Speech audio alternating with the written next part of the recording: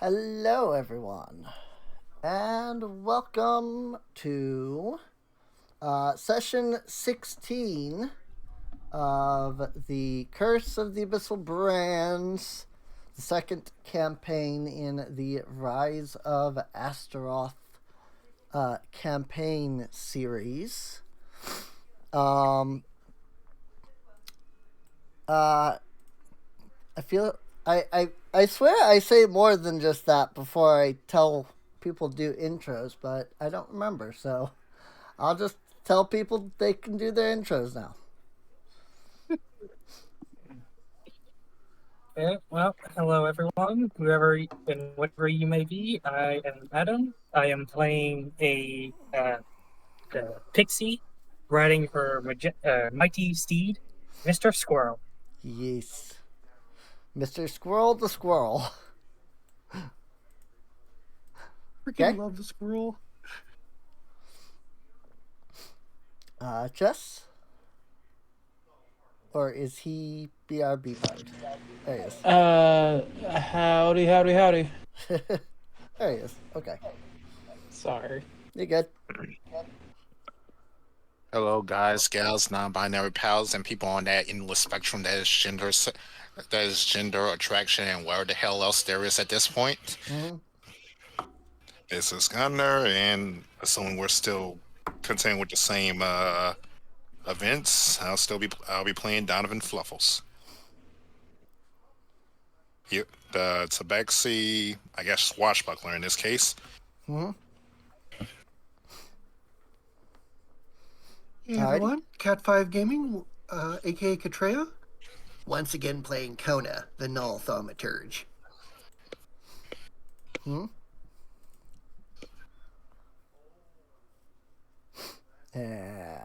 Cryos? Is he AFK? Hello. There he is. Hello. Yes, sorry, I had my mic up. Mm. Hello, I am Cryos, and I am playing Calm the lizard-folk gunslinger and soon-to-be dinosaur. Mm-hmm. Rawr. Indeed. And I'm Serene, person, remaking, retranslating, reiterating, re-whatevering the campaign from its old AD&D roots and turning it into not only something for Pathfinder, but something custom for my own personal universe. Just taking the kind of general concept of the original campaign and, putting my own idea, creating my own thing. So last week, Kat wasn't here, which was fine. We as we said in the episode, Apologies, I had a bit of a personal crisis. yeah, family comes before gaming, so Yeah. but better better to take care of that instead of being here. So this will be more of a little bit more of a recap for her as opposed to, just a general recap. But basically, last session, you all left Kesan. You encountered a fairy who thought you were all bandits until she realized that you were not. Excuse me, good. I don't even know what that was. That was like a burp and a hiccup at the same time. That was weird. But you encountered a fairy who ended up thinking you were bandits. You weren't. And so she joined your group to help you out. You followed a beautiful white stag deep into the forest and came upon the Dryad's Grove. It was here that you met the Dryad. Once human, she has a lot of, let's say, trauma from, her days as a human. And you all worked hard to try to convince her that the world has changed. People are not as terrible as they were, centuries ago. As you were talking to her, and just as you began to convince her to look out beyond the forest and take in, the world around her, a group of copper-scaled draconids jump down from the sky above you with a sinister, "They found it!" And then promptly attacked, nearly killed the Dryad twice. She went down to very low HP. But you and Gronk, your group and Gronk all worked together to face off against the terrible draconids. So promptly after, immediately after the combat, comes to an end, as the last of the draconids erupts into this big pool of acid that then just kind of seeps into the grass below. Speaking of, so I mentioned last session that I forgot to do their death throws. That they exploded into acid. If I didn't say that last week. There were supposed to be some reflex saves, but I forgot. Hopefully I will remember if you should encounter any more. But we'll see how that goes. So basically, promptly after the fight comes to an end, the Dryad turns her attention to the group and speaks up and says, "So tell me, was this some plot? Was this some plot of yours?" If it was, why would I have healed you? Or if it was some plot, especially if it was some plot of yours, why would they try to be killing us? You never know. However, just this once, as you did say, you did aid me in the fight, and they did attack you. So I suppose I will trust for now. She turns her head towards the direction that your group came, and says, "Hold a moment. I believe I hear someone else coming." This is when Kona rejoins the group.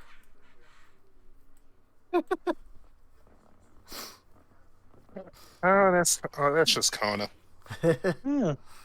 Wow. Oh man, Look I who shouldn't have finally had joins that us. sixth drink. Hello, Kona. You missed the bandits. Yeah, Oh man, I miss bandits. you did. I Yeah. never get to have any fun. Well, maybe don't hit the bottle too hard next time. I think it hit me.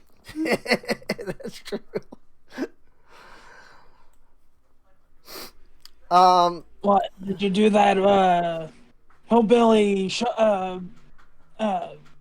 moonshine shot. No, I mean, I think I got drunk enough that I started a fight and I got hit with a bottle. Oh,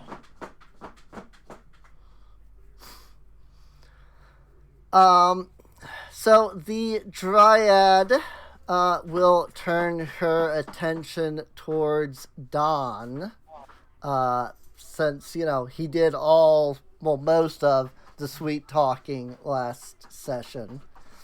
And she will say, I believe that prior to that little skirmish, you had planned to show me the city.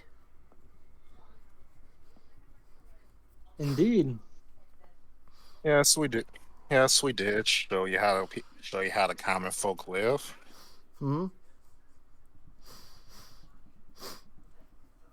We call it a date if you want. She. Wait, I get drunk once and Don's already got another date?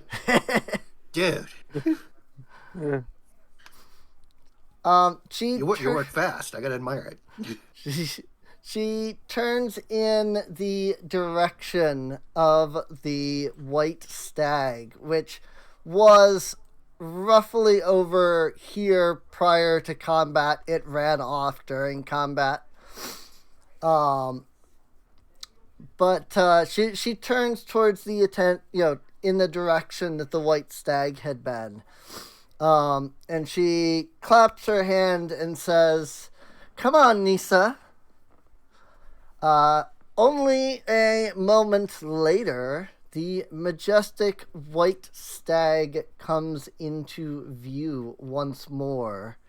It strides right up next to the Dryad, and she basically hops on it, side straddle, like a horse kind of Just thing. before the Dryad hops onto it, Kona sees this thing walking up and goes, "Oh man, and I was so hungry after all that drinking. Thanks." She's like, no eating, walks over honey. like she's gonna eat it. Ona, no. Bad girl. What? Bad dog. But it looks delicious. No. I'm sure they sell veal in the market. We can get you some there. Scargon grabs his spray bottle. Hey, no.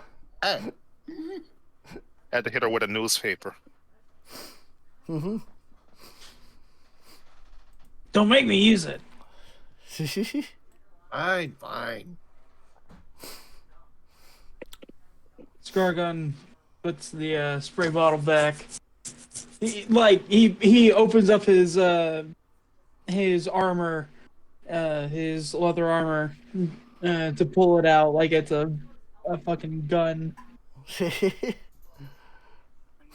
Alrighty. So I mentioned this last session, and I didn't think of it in between sessions. But I don't have a token for the white stag. I mean, I could probably find something without too much difficulty. I just didn't. And I'm going to be honest, I completely forgot about the white stag until I had to mention it for the introduction. And I went, oh, right, that was supposed to be right there, wasn't it? I completely forgot about that. So, I may have promptly forgotten about the idea of getting some kind of, token made for it. I don't think it's going to be, like, that big of a deal. So, but, yeah. Well, let's see. I suppose,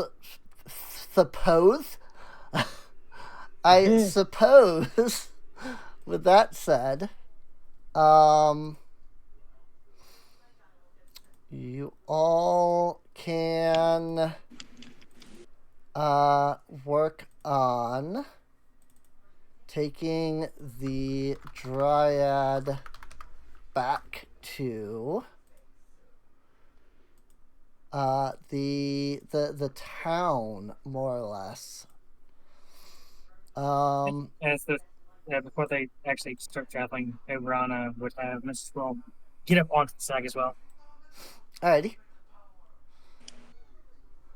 Do. Let's see. I don't know how much this is really going to be necessary, but I'm going to throw the Dryad's token on here for now. I don't think, that I'll need to worry about that, but just in case, I can have it there and available should something, Just in case. some reason for me to need it come up or something.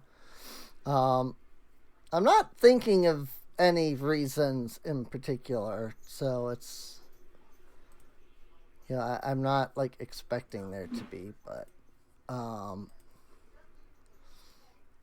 am, on the other hand, I did, on the other hand, grab super quickly a image of a white stag, and so now I'm just throwing it into the usual token program as soon as I figure out where that is.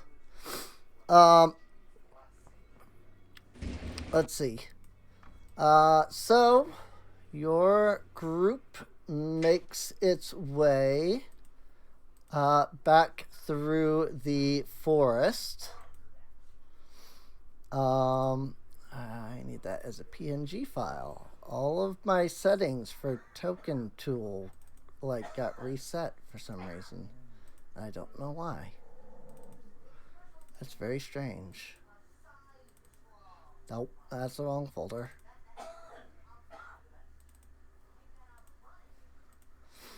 There.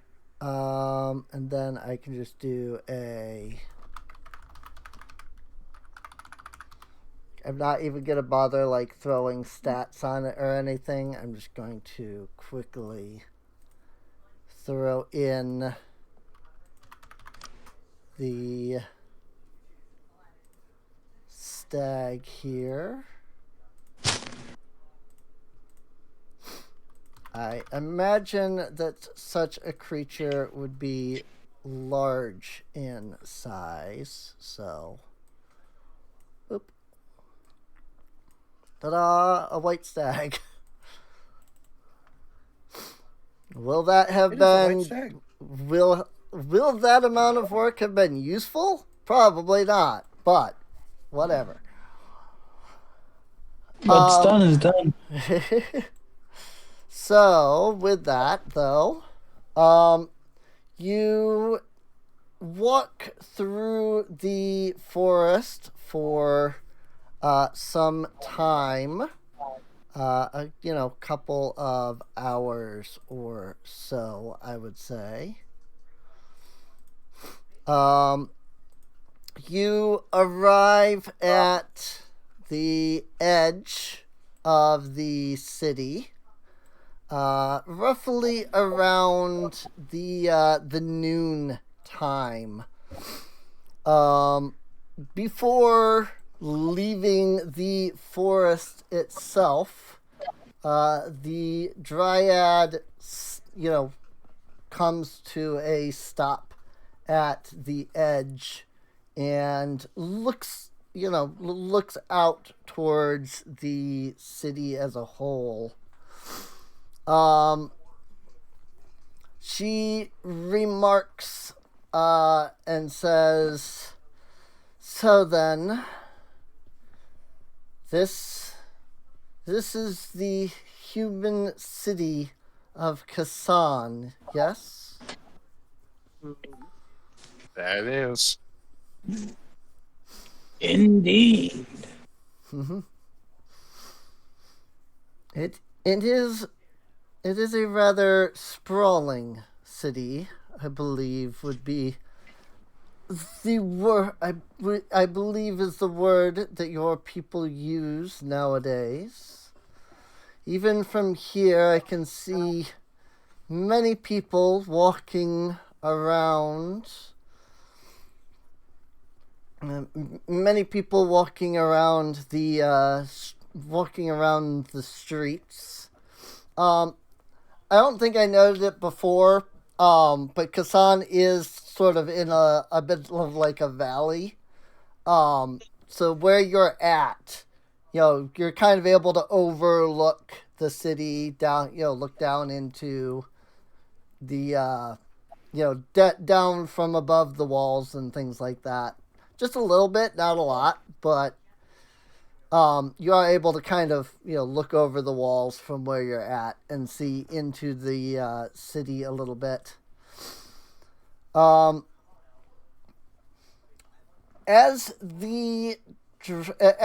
you and the Dryad have stopped to look out into the city, your group witnesses a brilliant flash as a streak of lightning shoots upwards into the sky.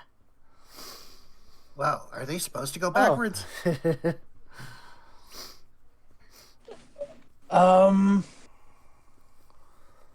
Well, that's not a good sign. And as dumb as it is, I run towards bad signs as my occupation. So let's go. Well, at least he admits it's a dumb idea. Mm-hmm.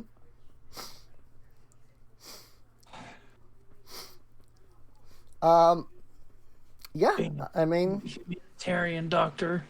hmm. We'll start sprinting along. So, Alrighty. Well, your group dashes towards the city. Only moments after you start making your run towards the city, dark clouds begin to swirl out from the point in the sky where the lightning had struck. By the time you reach the city's gates, the dark clouds have expanded and covered much of the city proper. Whee! no, seriously, isn't that supposed to work in reverse? I wanted to retrieve all of the PC tokens into the party token there. But, Did the stag go with the group? The Dryad followed along, but the stag itself she left behind. Of course, Gronk did come with you, obviously. I'm sure you've probably guessed that. Yeah. But... Yeah. Because I was going to say that Nibrana probably just started snoozing on the stag, so good. A little awkward if she wasn't looking up. When you reach the gates of the city, you notice that there are no guards posted.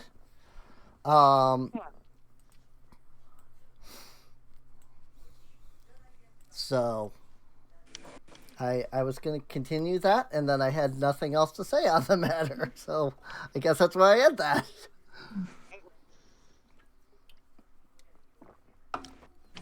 I thought I had more on that train of thought, but apparently not.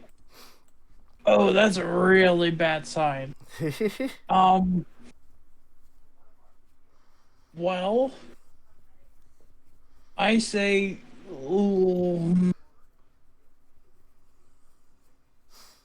we can probably get through. Mr. Squirrel. And just going to basically dart into like the side ways and whatnot, see if she can get a idea of what Alrighty. being sneaky. Sure. If you want to roll, if you would like to roll and anybody else can do this too. If you'd like to roll perception, just make sure again that you're rolling under the Yeah. the skill, not the initiative. Right. Where to get token? Oh, hang on. I retrieved everybody's tokens into the party token. And because I just kind of thought that everybody's like stuff was there, but if not, then I can throw it back down. Only utility. Squirrel. Attention deficit squirrel. Why attention deficit? But yeah, all the It's- tokens are now at the top. You should all be able to access your stuff now. So Attributes. No skills. Roll. oh, speaking of skills, since Kat wasn't here, we figured out that you can edit the bar.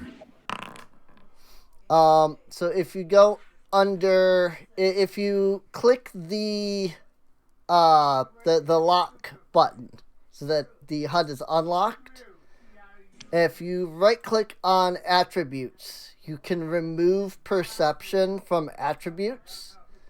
And then if you right click on skills, you can add the group perception skill into that. If you want to move your, perception into your skills instead of having that in your attributes for whatever reason. You said right click on attributes? Yes. So when you have, let me see if I can grab pictures too. If you have the HUD unlocked, which you have to do first, which is clicking on the little lock button. If you then move over to attributes and you right click, you will get a customize group screen. It looks something like this. It'll probably say group perception on it. Mine doesn't because I already did it. Yeah, there it does. So if you click on the X in that, you can then remove it from attributes. And then if you right click on the skills section, it will probably give you like skills and lore skills.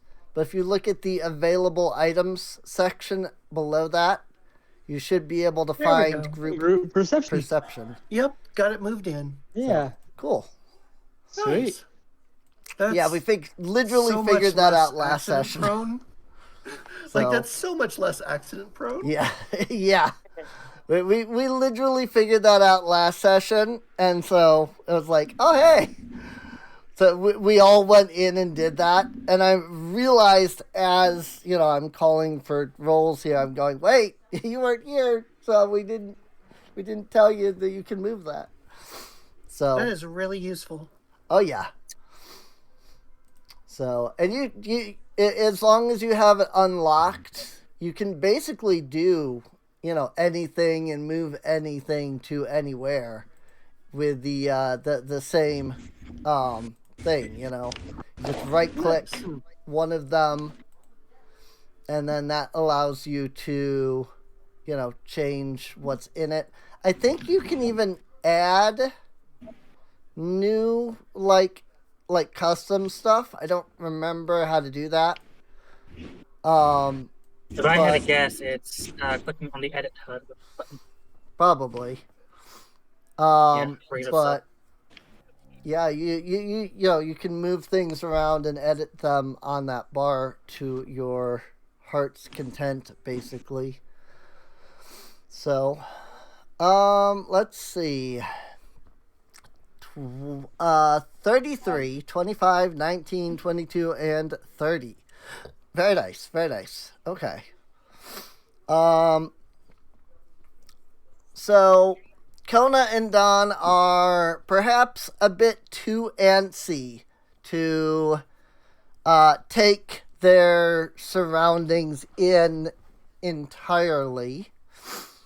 But for the rest of you, when you and I just realized something. That's what I was worried about. Okay. Because I'm going to need... I didn't think about this initially. I'm going to need to add more space to the map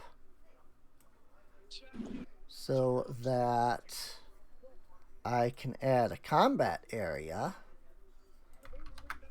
But to do that, I'm going to need to change the size of the map,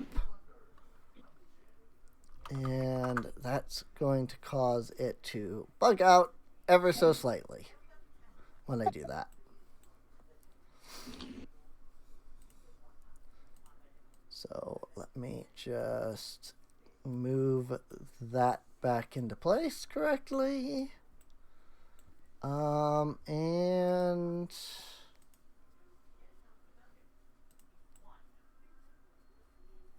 I somehow managed to increase the size of the map to exactly the size of the map, which is very confusing. What are the dimensions of that? Of the map?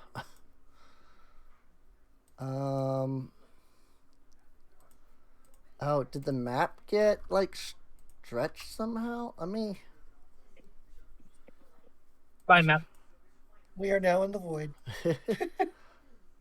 Yeah, I guess it stretched the map when I did that instead of just adding more space. I also did not add anywhere near enough space to the map by doing that. Okay, now it's not stretching anymore. I don't know why it did that initially.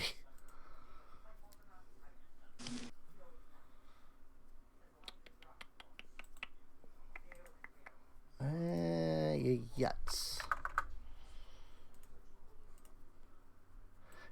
It was throwing errors at me because I was trying to change the freaking map. And I don't know what it was. I don't know why it was complaining about things. Okay. Well, the point is that I have gotten it to adjust properly. I just have to move the markers back to where they were. There we go. And then over on the side, I can add my normal grass tile that I always use for everything. As soon as I figure out where that one is. Here it is. Good old Grass A01, as the tile is called.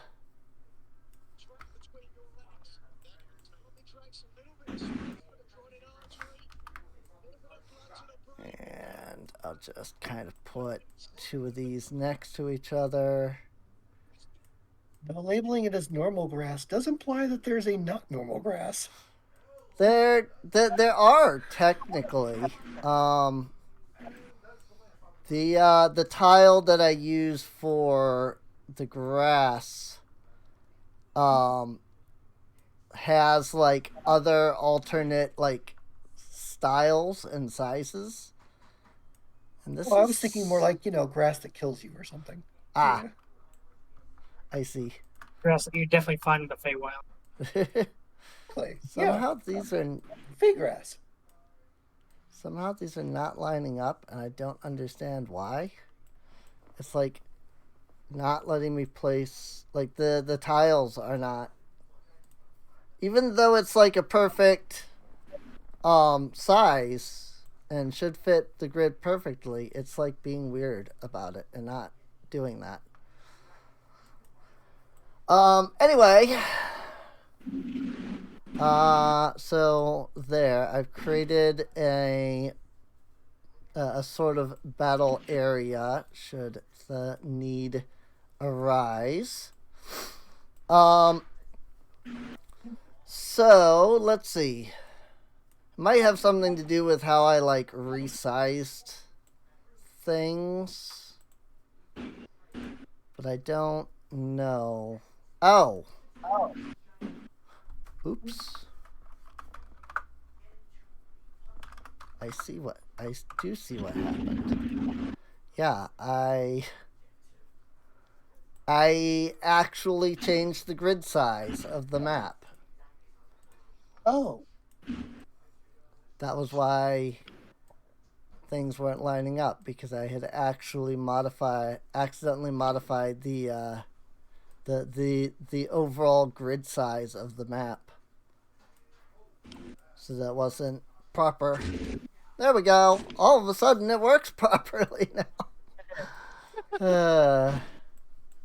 Apparently in one of my attempts to resize, instead of resizing the map, I had input the number as the grid size instead of resizing the dimensions of the map itself.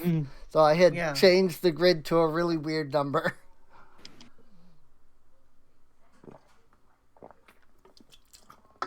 But I fixed it now. So that's what matters. Yeah. I mean, these things happen. Mm-hmm. So. Your group, let's see. Oh yeah, perception check. Sorry, I got distracted by trying to fix all that. So Cal, Cal and Skrarkon would be really the only ones who actually would notice, like, what's really going on. Nobarana probably wouldn't be fully aware, just because I don't think she's ever been to the city. So, in either case, what you see, aside from a lot of, darkness being caused by the shadows overhead, or from the clouds overhead, what you can see looking into the city is the initial area here where like the Caddis Tail Inn and other places that are in that area that whatever notified or described, the stuff in this area, a lot of it has been badly damaged. The door, for example, the door to the inn has actually been like smashed in. You can see large claw marks against many of the walls of the area. But there also appear to be large scorch marks as well.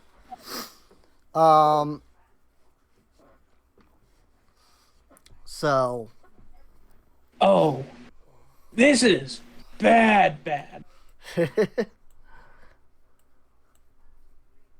Oh, Yeah, interesting. we're going for half an hour and the place falls to hell. I'd suggest we double time it. you've been gone for, what, 4 hours, actually. But yes. No, I swear that my getting drunk had nothing to do with this. Uh-huh. Right, you'd have about half a dozen would-be suitors naked on the ground then.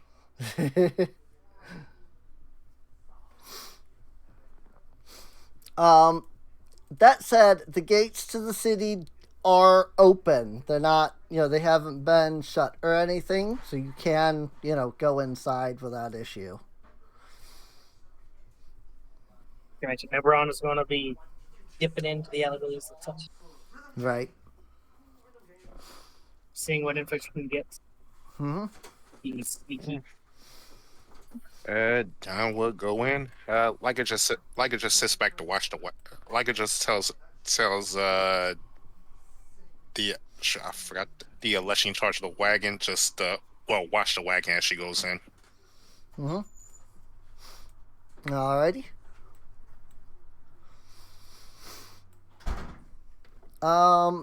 Let's see.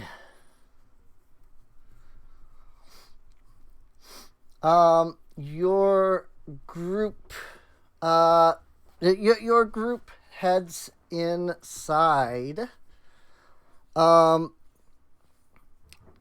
You spend a few moments wandering, looking for anything that you can find.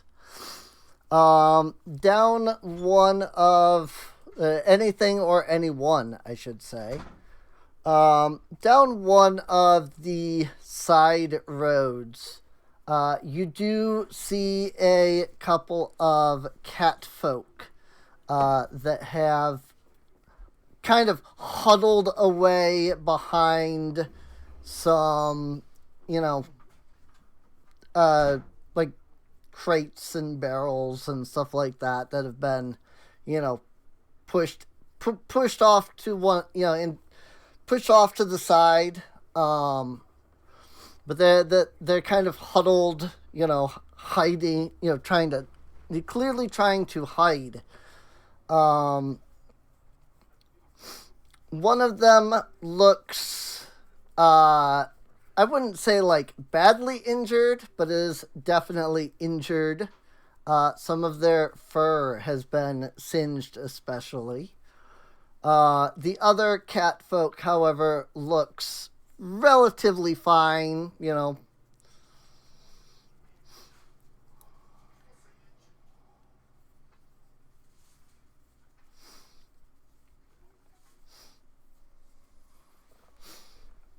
What the actual heck? Mm-hmm.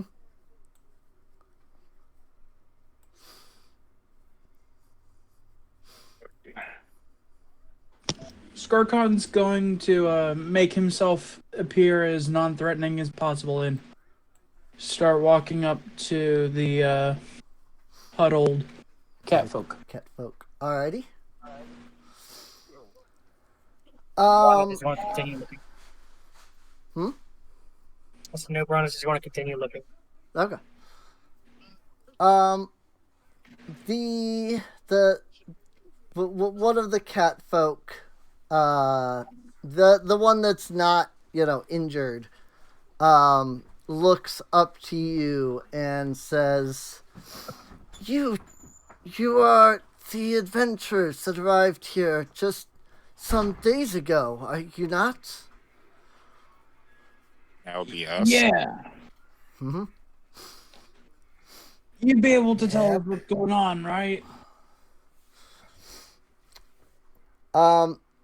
He says, I can only tell you as much as I know. I am not fully certain what has happened. He says, roughly, I would say, 2 hours ago or so, the enchantress suddenly came out from her, what would you call it? Domicile, home, something to that Abode. degree. Pad. But Flat. but yeah, but one of the things that your characters should be aware of, I don't know if I mentioned, is that the enchantress doesn't really leave her house. That was kind of the whole idea with having to find her to begin with, right? Oh, I know what she is. She's a shut-in otaku. But You mean the cat folk essentially tells you, about 2 hours prior, the enchantress had suddenly left her home. People thought it was odd, being that she, rarely ever, leaves barely ever leaves her house. Yeah.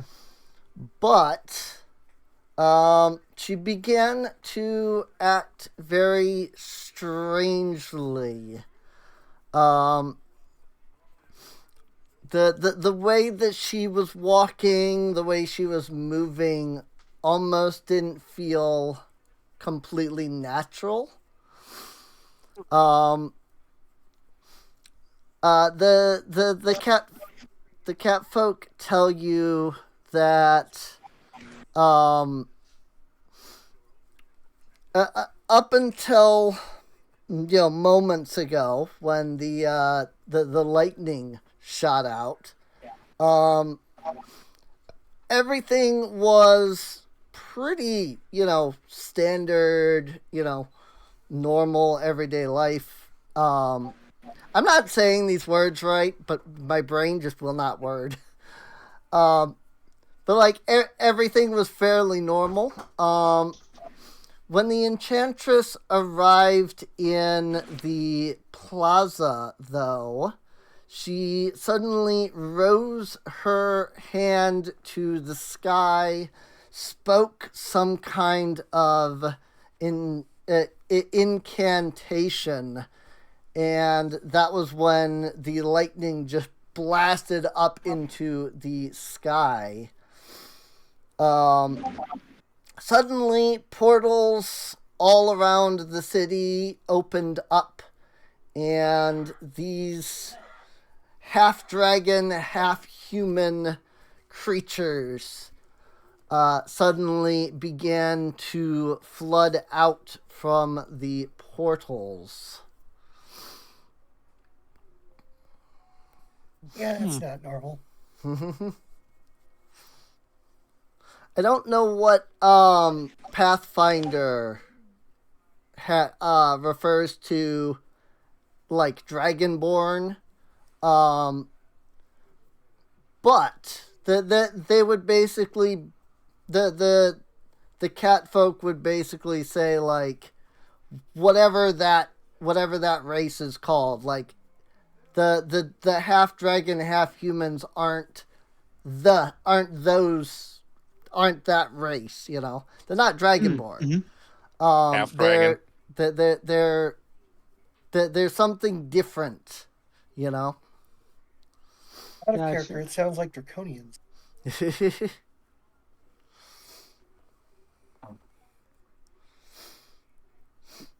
So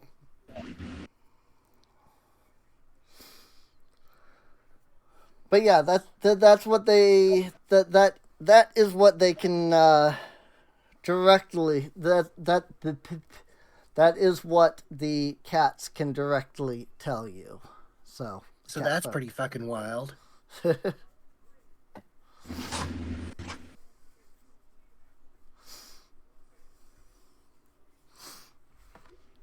Great.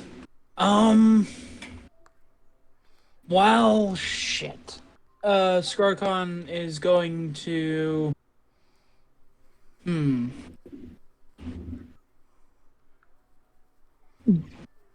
He's going to battle medicine each of them a couple times. Each of the what's they're called? Catfolk. Catfolk. Yeah, he's gonna do battle medicine on and give them all one of his perpetual infusion things. So that's Alrighty. I mean, they're simple, NPCs. Considering what you can roll with your battle medicine, I think one each would get them topped up, no problem. So, yeah, but I gotta farm this encounter for all it's worth for the draw. so And plus, it's literally no resource cost to me. right. So,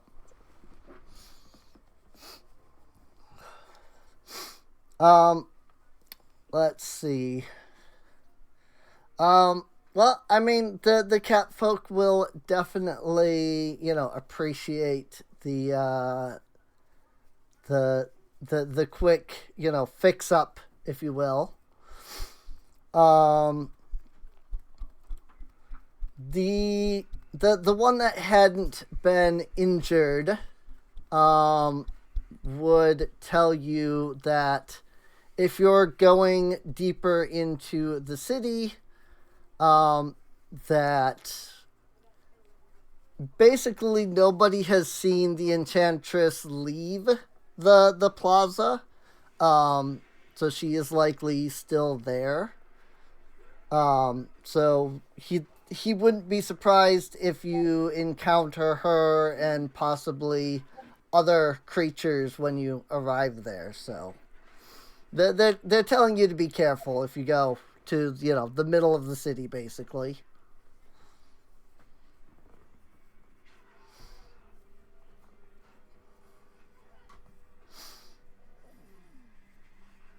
Well, thanks for the warning, I guess. Thanks for the tip. I'm pretty sure Right. we can all handle ourselves, but never hurts to be too cautious. Right. Yeah, knowing And, something is better than knowing nothing. Yeah, but you three keep hidden. I have a bad feeling about this. Well, there are two cat folk, so Oh, two. yeah. Sorry. There was only two, because there was one that was injured and one that wasn't. So, Oh, but yeah.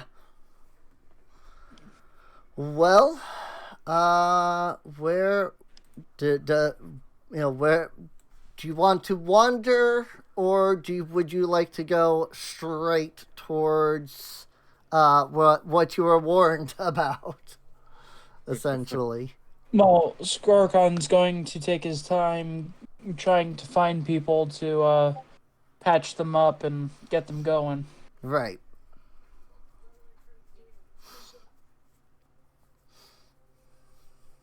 Yeah, best to try and save as many people as we can here. Mm-hmm. Don't need anyone bleeding out. Indeed, indeed.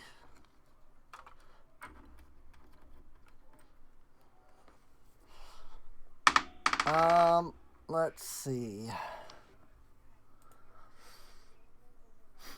Well, if you are going to continue to kind of wander around and look for people, you can definitely spend some time wandering about looking for other civilians and things. As you do, spend time doing that. You are able to gather little tidbits of information from some of the civilians that you rescue. So first off, the civilians inform you that while there are several of these like half-human, half-dragon creatures, they all seem to be under the direct command of a single, like special, half-dragon creature. They inform you that the particular half-dragon that seems to be serving as sort of the leader has red scales. And they're very quick to inform you that he wields very powerful magic. Ooh. They do note that they don't think he is anywhere near as strong as the Enchantress. But since the Enchantress also seems to be working with them for whatever reason, that, something seems wrong about, like, the whole situation. And they just kind of give you a general warning that, like, if you ever, if you find any of the, like, big dudes, if you find the big dudes, they're gonna be, like, powerful. I'm so bad at wording this stuff. So just strong enough to be dangerous, basically. yes. That's kind of what I'm trying to, like, get at, yeah. They inform you that a large amount of the half-dragons seem to have copper scales. And the majority of those particular dragons we're seen, running around with short swords, just causing chaos, trying to kill anybody that they encountered. Didn't really seem like they had any... It didn't seem like there was any, like, specific place that they were targeting. Just that they were running amok, just killing people, more or less. Beyond the copper-scaled ones, though, there are several very large silver-scaled half-dragons. And the catfolk would be very quick to tell you that despite their size, they were perhaps surprised by the silver dragon, the speed of these silver dragons. So, quick and mobile, despite being massive,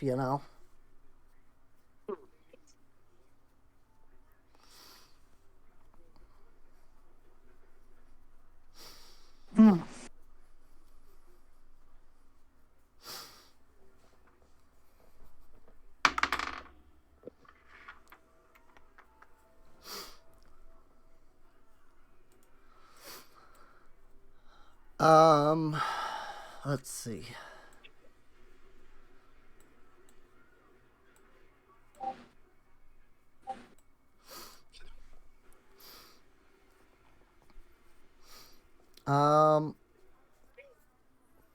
That's really about all. Really about all the information that the civilians can really give you about what's going on. Sorry about that. My computer decided to blue screen. Oh dear. Oh, no. Oh dear. Oh man. Your computer rolled in that one. That's, Yeah, it's this blue mic that I use. Sometimes I've never had it do it while it was actively plugged in. Maybe the cable came slightly loose. But when I'm plugging it in or unplugging it, it can randomly cause my computer to blue screen. oh geez. That Yeah, I think I doesn't think I seem like it's remember you supposed to really. mentioning that. So, but yeah, that's unfortunate. Did you miss anything that I assume you probably missed something. So,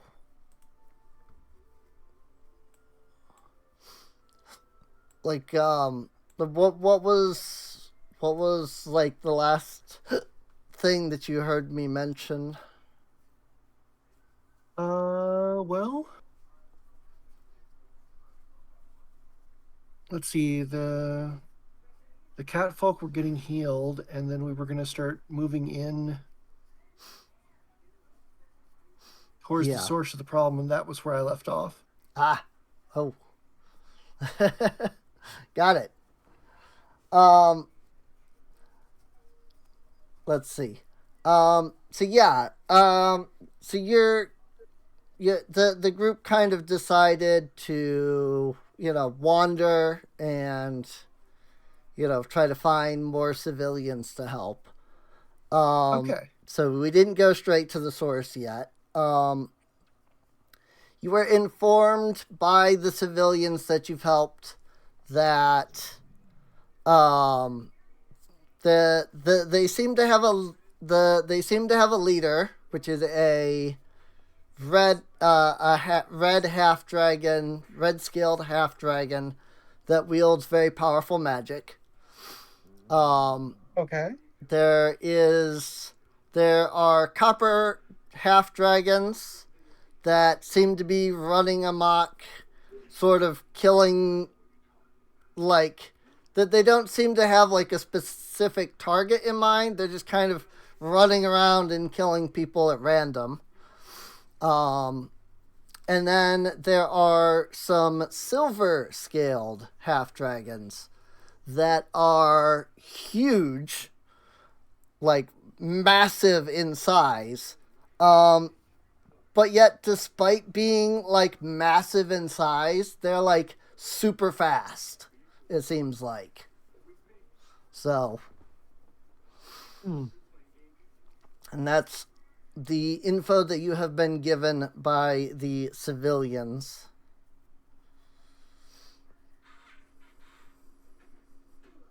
Does Noburana come across anything? Given that she's snooping around elsewhere.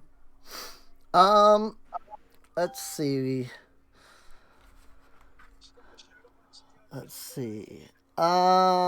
Why don't you have Noburana do a stealth roll if you're sneaking around? Stuff. Or Roll. I would say it should be under your skills there. That is. So, cool. Relatively the roll. I think. Yeah. Huh? It was a 6. Yeah, wow. That was a 6 on the die. I want to check real quick to make sure I don't have a thing that bumps it up to 10 automatically. Because I vaguely remember that, but right.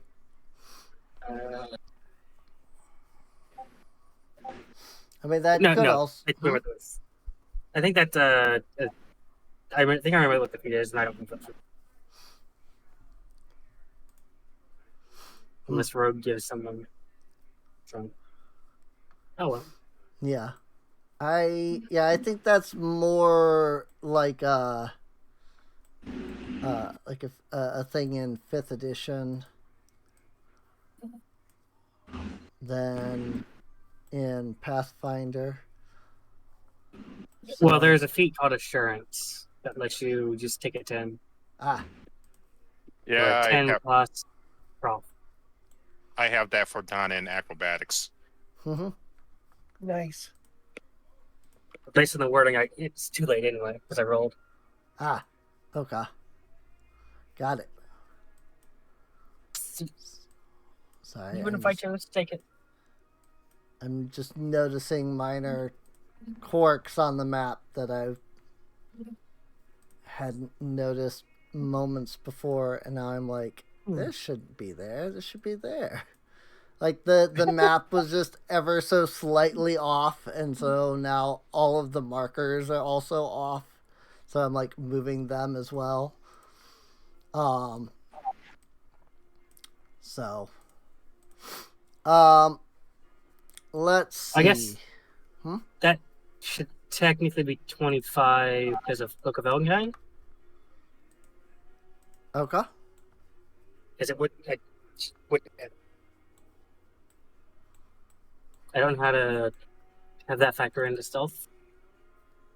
Can I figure that out?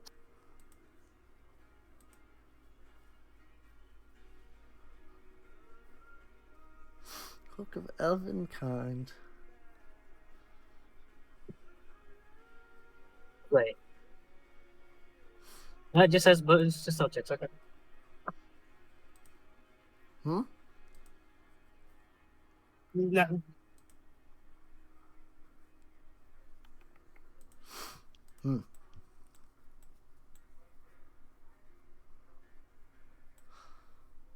Okay.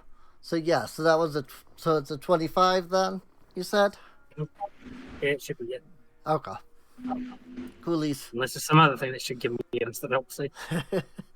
I do not know, unfortunately. So I gotta check something real quick.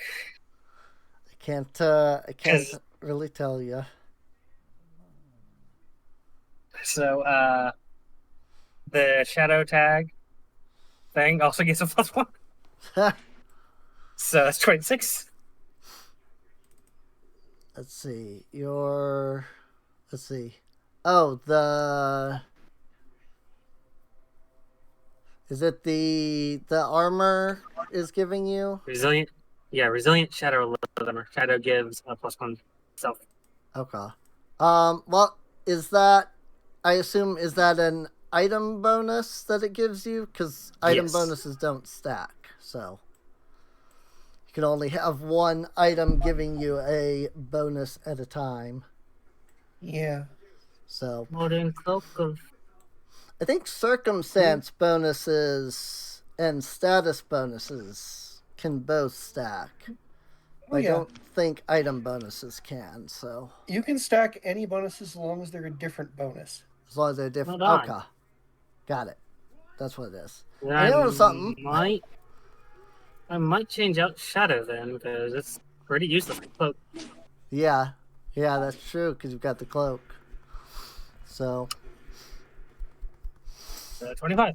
25. Alrighty. Sounds good to me. Well, I can tell you that. Let's see. Well, let me ask you a question. Where I'm trying to think of how to word this. Like where exactly is Noborana going? Like, are you sticking to like the edge of the city, or are you going like more inward, but you're like going through like just the alley, like Pretty much just zooming through the alleyways due to Swift Sneak. okay, I can sneak at full speed, so it's just. right. Yes, And then. Ooh, excuse me. Sorry. Let y'all finish.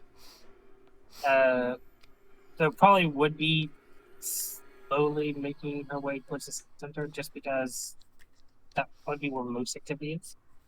Okay. All right.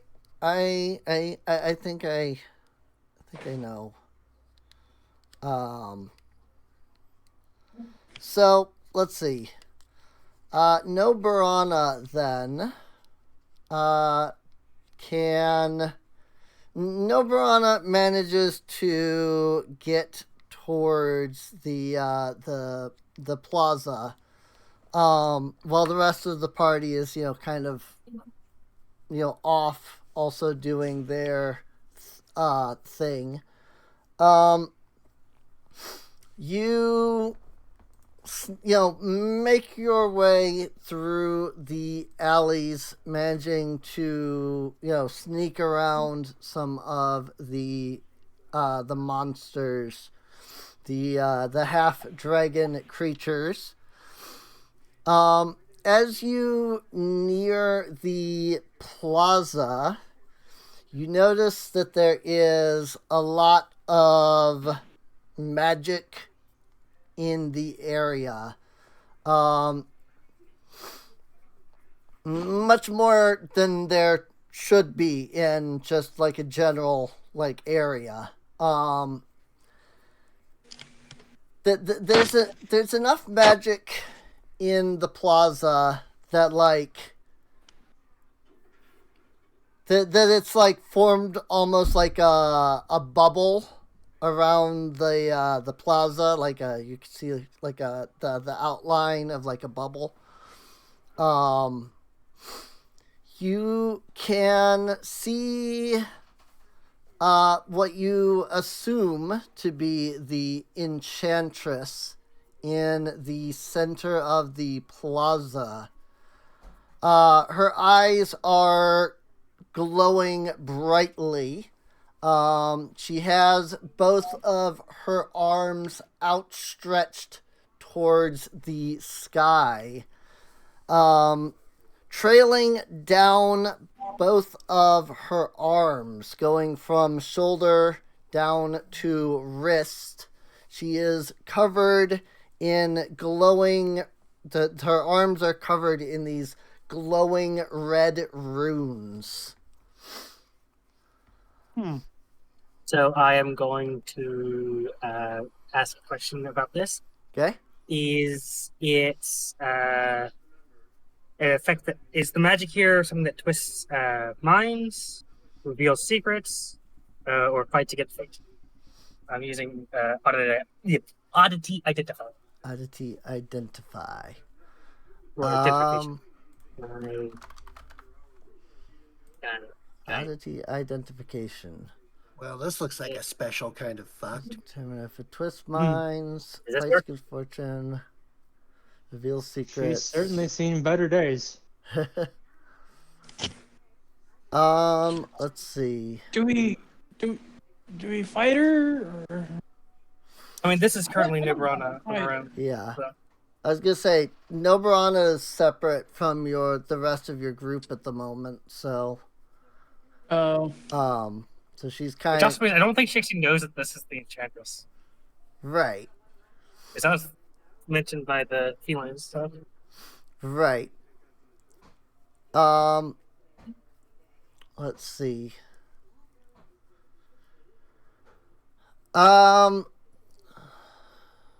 Misfortune, detection, particular revelation, scrying. Okay.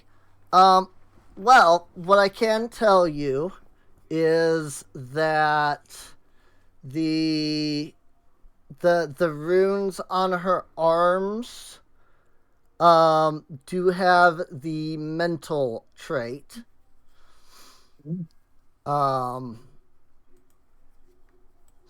So the rest, it doesn't look like your oddity identification covers really any of the other, magic particularly. So that said, you can you using your oddity identification, you are able to roll and identify magic or recall knowledge using your occultism.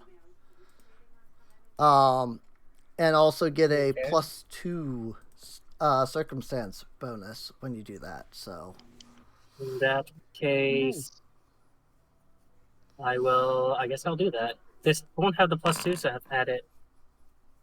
37. 37. Cool. Mm. Yeah. When you make a roll, let me see skills. You'll see. You should get a window like this that pops up. Right? Oh yeah, I see. Yeah. Yeah.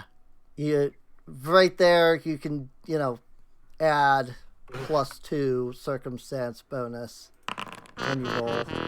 I rolled a 19. But yeah, it does have spots for you to like add stuff. So you just have to add them before you click the roll. So. But yeah, It's just a script. Hmm? Go ahead. Yep. Go ahead. But yes, so your roll of 37 on occultism. The runes on her arms are definitely some form of mind control, like magic, basically. In fact, you as you look at the runes on the enchantress's arms, you recall having seen similar runes on the arms of your companions. Yeah, I was just thinking that. That Oh, yeah. they weren't active, but you do recall seeing, these kinds of runes on the arms of, your companion, a couple of your companions, because not all of them have it. But you are able to very quickly put 2 and 2 together and realize, like, these are the exact same things as what are on them. And that they are, it's not a, like, it's not like, oh, these people are working together, but like these are mind control runes placed by somebody, and they've clearly put them on the enchantress and on your companion, so. Just mentally like, well, shit. So, just to make sure that she's not thinking like, oh, my companions are in on this or something. She would recognize that that's not the case. Generally, it's like, oh, that alters minds. Right. Oh, that's what you want. Right. Well, given that she's probably gotten as much information as she can without literally going out there and saying hello, which isn't the smartest thing for her to do. Right. Like, she could maybe get away, but that's a lot of people. Actually, roughly how many people are there? Or, again?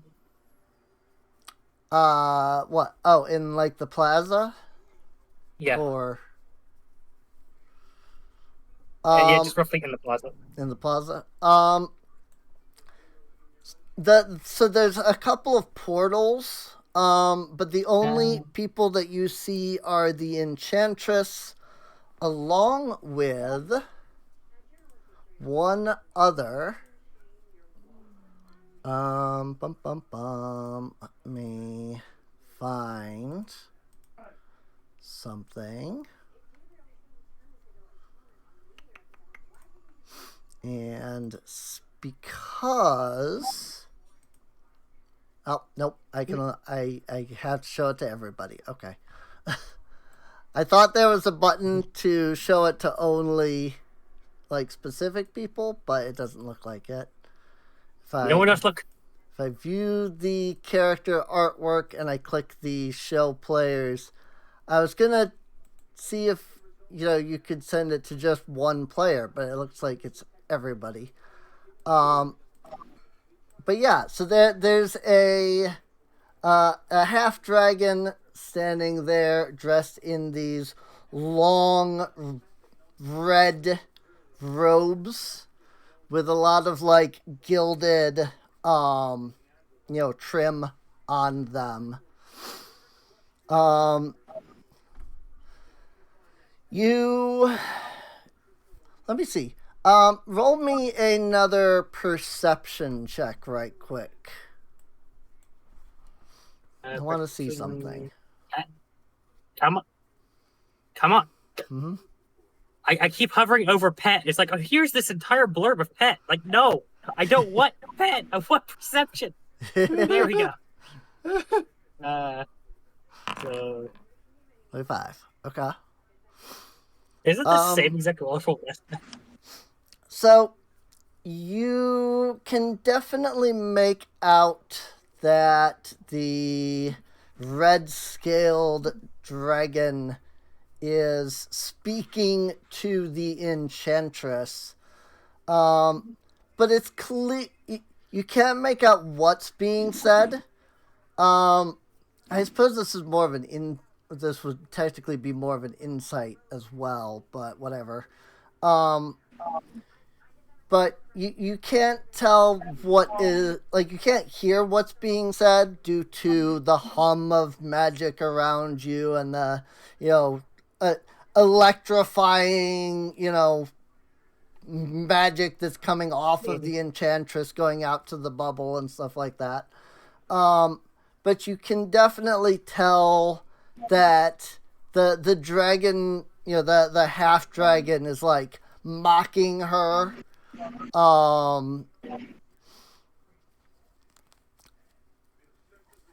More or less, it's pretty clear that like they're not working together. It really seems like the enchantress is kind of being forced into whatever it is she's doing. And that So the red. it's looking like. So I'm guessing it's looking like the red dragon guy is, if not the one that put the things on, someone working with someone. Right. Definitely. 100%, I would say. And given that knowledge, I guess she would make her way back to the party. Okay. Assuming it's not too hard to find them. Yeah. I don't think it would be too difficult for you to, weave in and out and find your companions again, so. Yeah, after who knows how long she's been away, Nobrana rides up on next to you guys. It's like, so. Hey, squirrel girl. Mm-hmm. I got good news and bad news. Bad news first. So I went to this place, and there's this woman doing things, and just kind of points to the markings on whoever actually has it. It's like, and has those. Mm-hmm. Wait, she's got brands? He is currently being forced by presumably the dragon person thingy, humanoid, whatever they're called nowadays. Right. And seems to be either the one that put them on or someone pretty close. Well, now I'm annoyed because it means she might not have been being annoyingly obtuse by choice.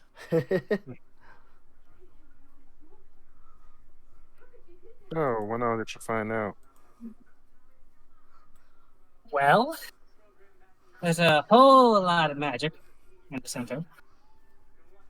The runes are most certainly mind control runes, or mind altering runes, which give them the Texas. And yeah, that dragonoid person's not to be understated, I guess. If he really did that. Mm-hmm. It's also mock, so that's a... So what it sounds like is there's a dragon man in need of an ass kicking.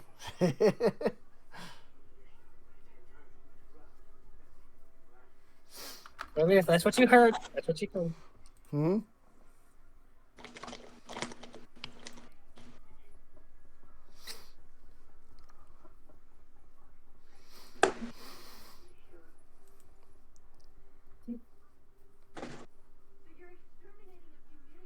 Oh. So Enchantress has the same bond as us? That. That's what it looked like. So hers are, if I had to guess, quite active. Mhm.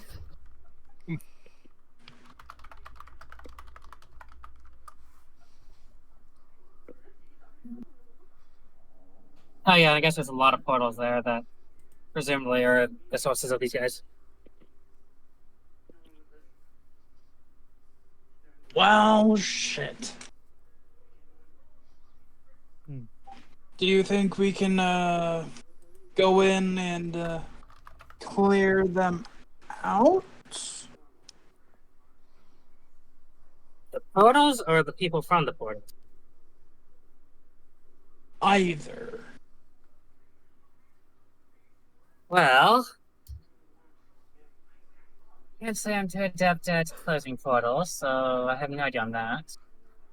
But I can certainly stab people. Hmm. Well, if a portal can be dispelled, I could attempt it. You might have a bit of trouble with all the magic in the area, though. Like, seriously, it is so much that it's humming. I hate it when there's that much magic. It's like white noise. You can't tune it out. It's the only reason I couldn't hear it. I don't like magic because not everyone can use it. Yeah, I lost my. Yeah, these damn mods took away my ability to use magic.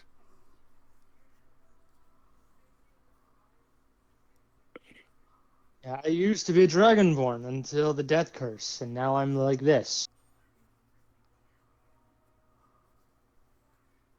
So I try to avoid magic.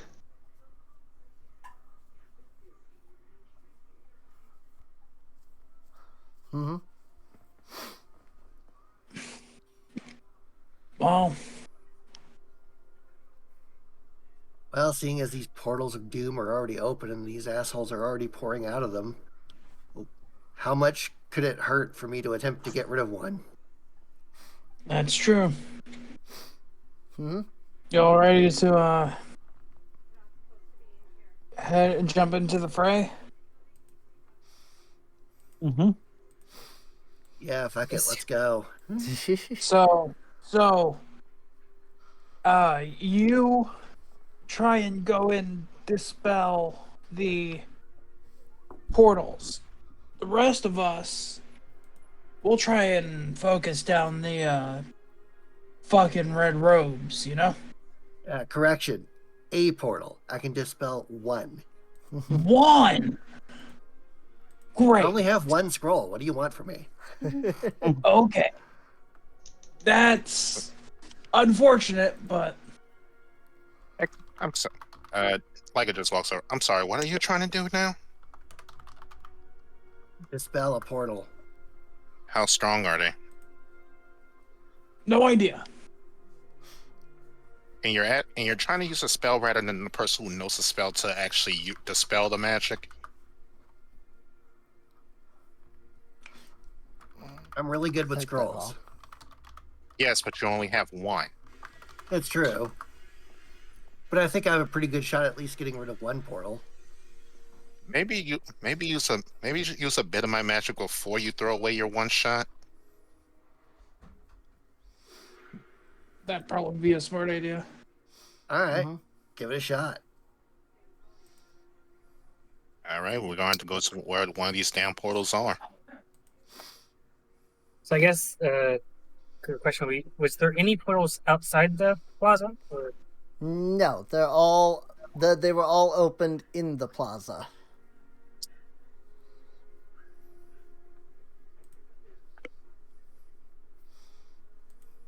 in that case, Joe mentioned that the only portals she saw were in the plaza. So Wait, could the portals be created by a central effect?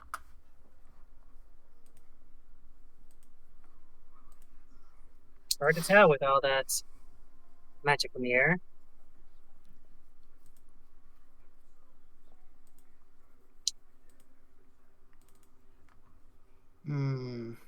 Let's go check it out.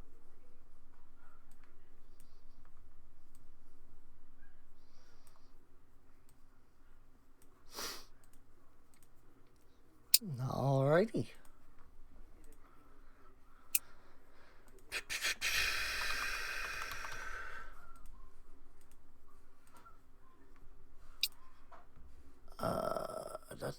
Sorry, getting something for this encounter really quick here, actually.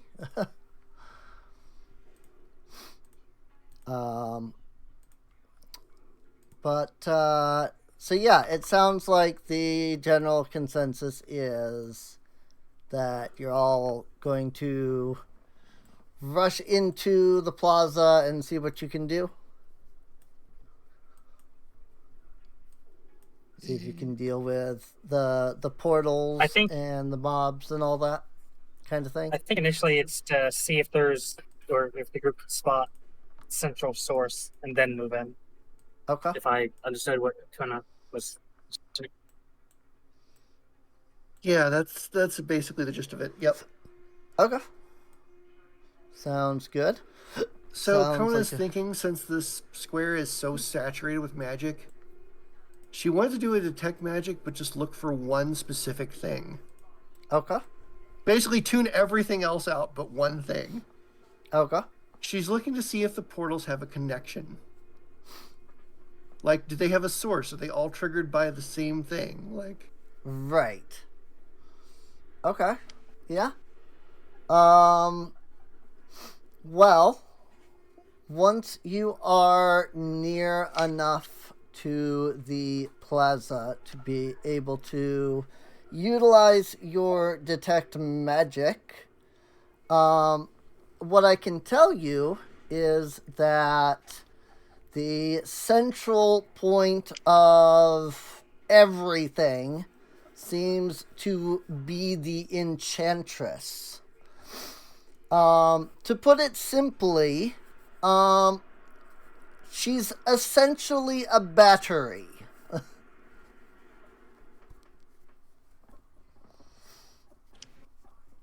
and the magic coming out of her is directly fueling the portals. Right. It's the magic coming out of her is fueling like the portals and like the clouds and all that. But also she's like drawing in like ambient magic towards herself.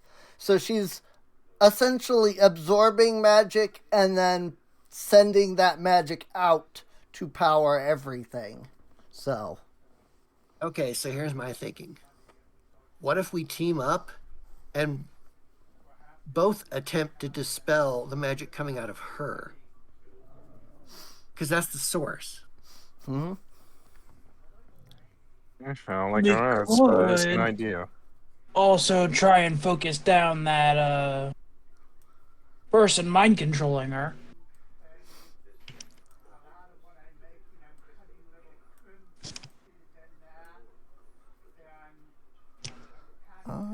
I don't have 10 penny.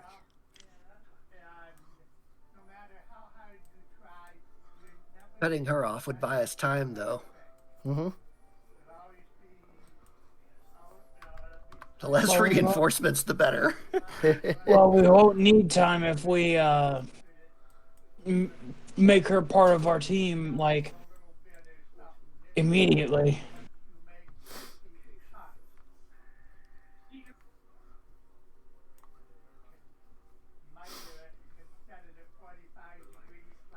You know? Right. Well, there is another possibility that this is something I've been thinking about after lots of experience with our brands. Yeah.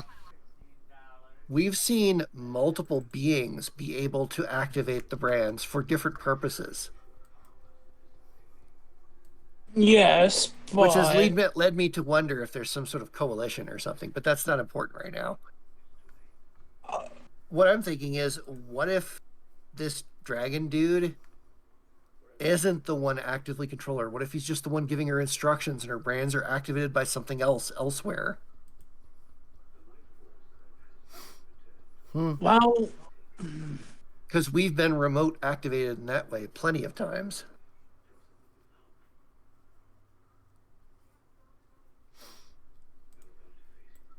that's I don't fair. have a portal in my assets, apparently. I mean, obviously, taking him down, sure, yeah, I'm all for it. I'm just bringing up the possibility it might not stop her. That's true, but if we do take him down immediately, that's still one less big power player on the field. Well, there's enough of us. Why don't a couple of us try to stop her spell, and the rest just gang rush his ass? That's true. That is indeed true. Let's see. This is what now? Okay, that's interesting. Sorry, I'm looking at something in my tiles that I had never seen before somehow. I was a little confused. Well, I do have one sort of suggestion, if you will. And this suggestion of sorts would come from the jewel that you are all carrying. If you recall, Irdrith. that you have, the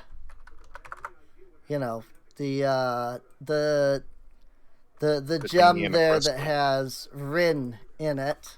Oh, Rin. Yep, our little companion. And she would tell you that if all of you kind of rush in more or less, towards the dragon man there, right? And you essentially toss her out, toss her crystal out there. She can do what she can to try and counteract the portals and all of that, while you're all trying to deal with the dragon dude. So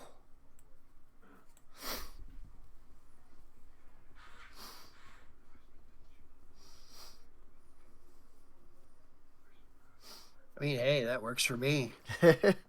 right? It is a possibility, if that's what your characters would like to do. Looking down at Rin, are you sure you can do it? So we're considering using the crystal with Ren in it as bait. More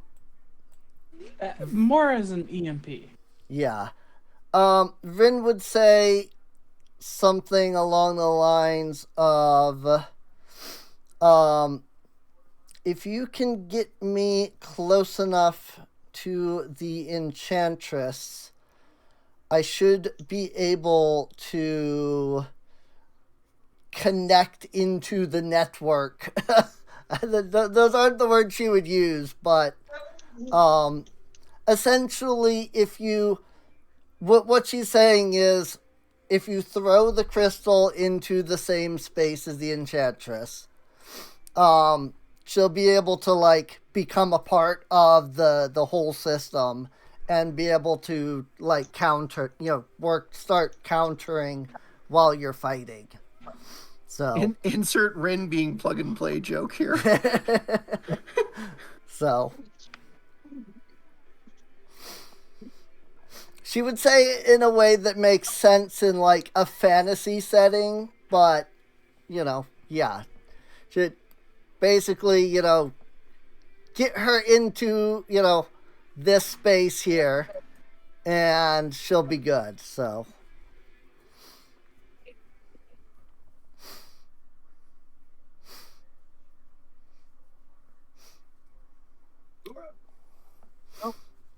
Yes, if we're doing this, I can provide a quick distraction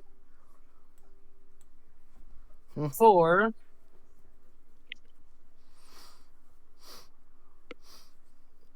stretches.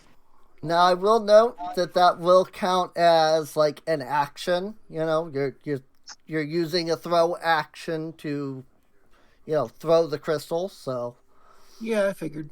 So just who factor wants that. to toss the crystal? Yeah. So whoever's going to do that will want to factor. If I use my sling, would it be would it have the same range? Let's see. What is? Because I think you can basically throw like 20 feet without issue.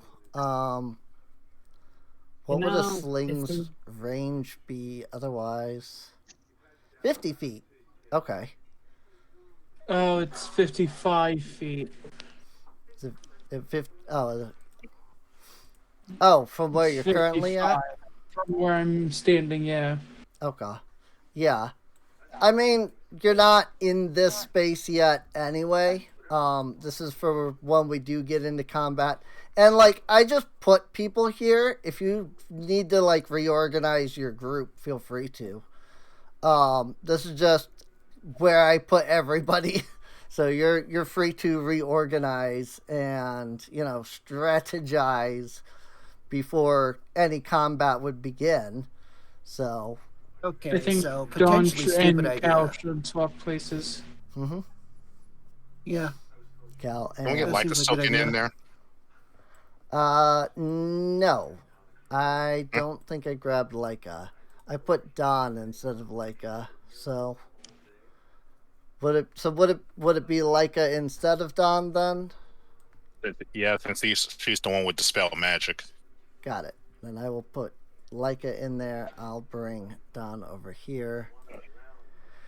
And I'll get that swapped out on initiative on the encounter tracker. So yeah, potentially dumb idea. What if we give the crystal to Gronk and just have Gronk drop it off? Just have Gronk run in there. Yeah. So the only stipulation is that we get it to her feet, right? In her space. Yeah, but basically get it in her space at her feet, wherever. Get it to her. So that was no Verona in character, by the way. Okay. And it running, she gets the yes, she just hold her hands like give. Okay. Here you go. So as soon as she has a hold of it, just pulls up for the cook. And this, I have to question. Hang on, I gotta look at one of her things real quick. Because there is a potential chance this doesn't work. Which is funny.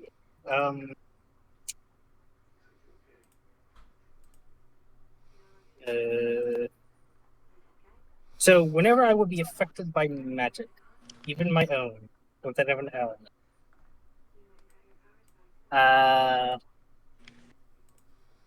Actually, this depends on you. Would you? It says you draw the hood up and gain the effects of invisibility. Would that be like casting a spell for the purposes of anti-magic?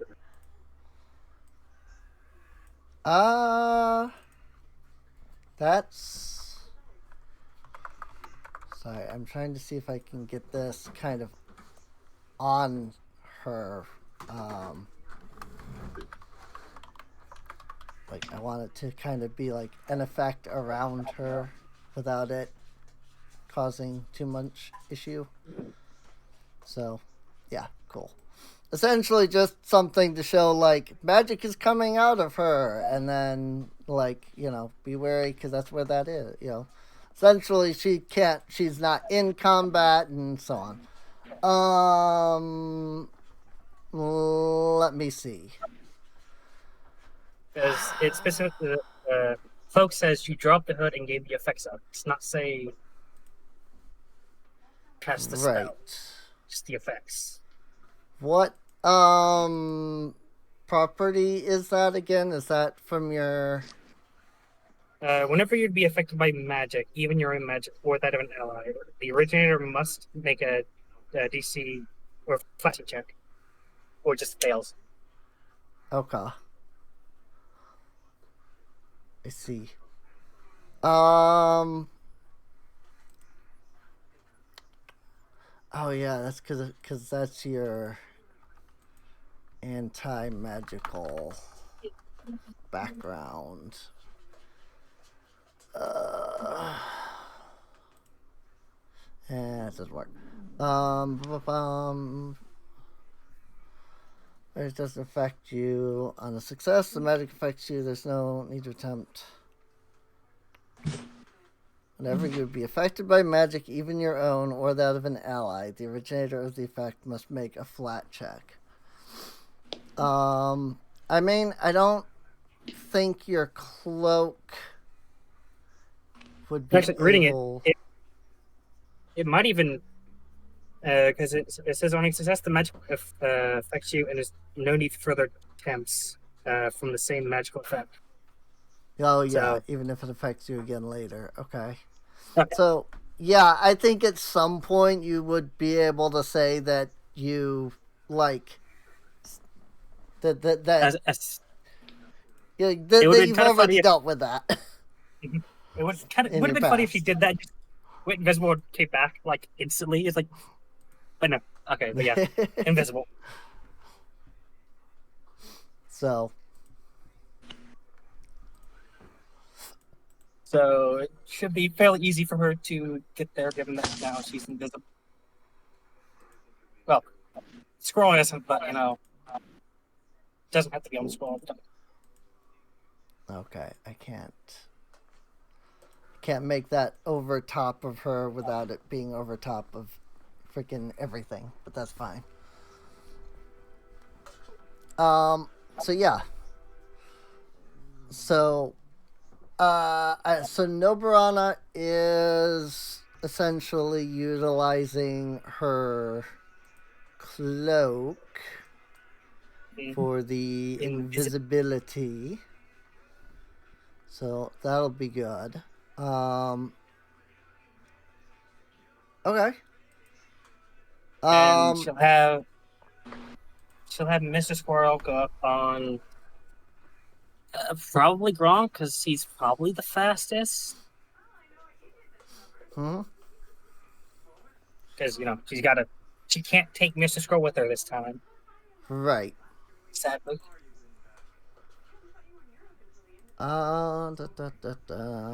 Also, speaking of your squirrel, I did not have the squirrel set to the correct size. Oh right, because frickin' Foundry is dumb and doesn't allow me to change that on the prototype token, oddly enough. So, alright, so, am I am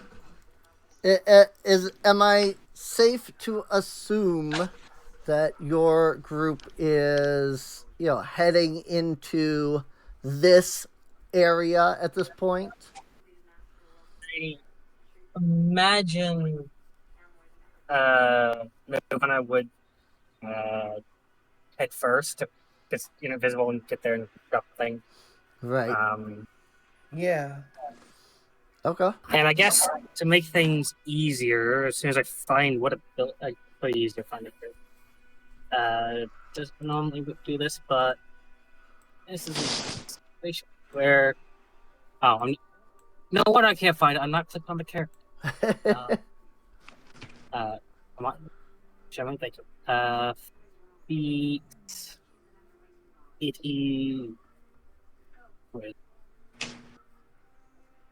is. She's going to energize her wings and fly. So for the next minute, she has flight of 30. Cool. I'm going to just quietly fly on up. On up. Alrighty. And then she'd probably say, like, once it looks like they hear something, charge in, because basically going to place the crystal down. Well, if possible, also go south in other direction, like over this way somewhere. Alrighty. Let me do something.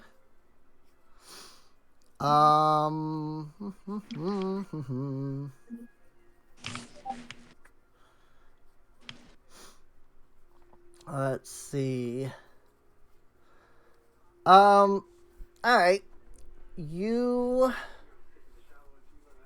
go invisible. Let me just double check one quick thing. Hidden. Okay. So you will need to make a stealth check.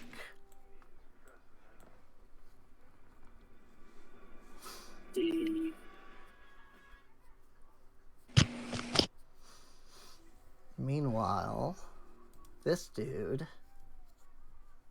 So I think what I'll do, because it doesn't have the option for the cloak. Right. I just want to Just untick armor check penalty, because that'll be a +1 effectively. Right. That would effectively. I was gonna say, in that menu, you should have that, like, the spot where you can add stuff. You can go in and click on the box and add, like, an item bonus and stuff through there. So.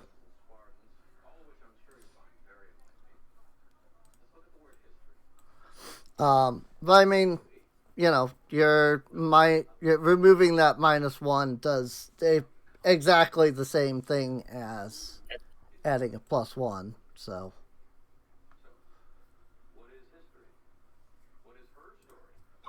But.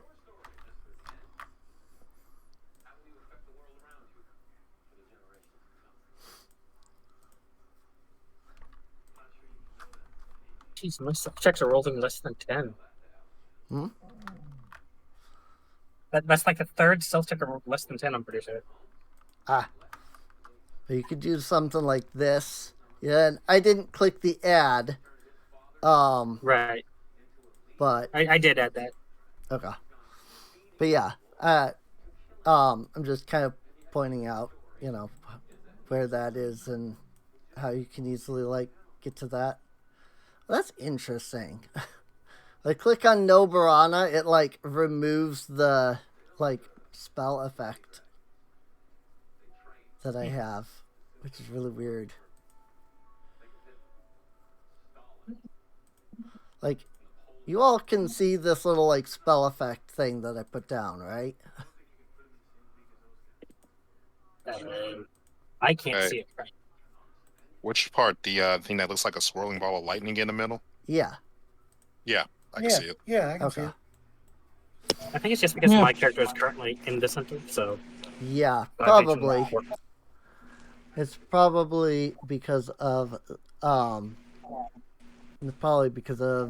being in that spot. So Yep. interesting. Very interesting. All right. So let's see. So Nobarana, being as close to everything as you are now, you can actually like pick up on this dragon here. And I mean, I was gonna like, give you like a thing that he's saying, but it's basically is just what I said before. He's kind of mocking her, being like, even someone as powerful as you can be under my control, kind of thing. So,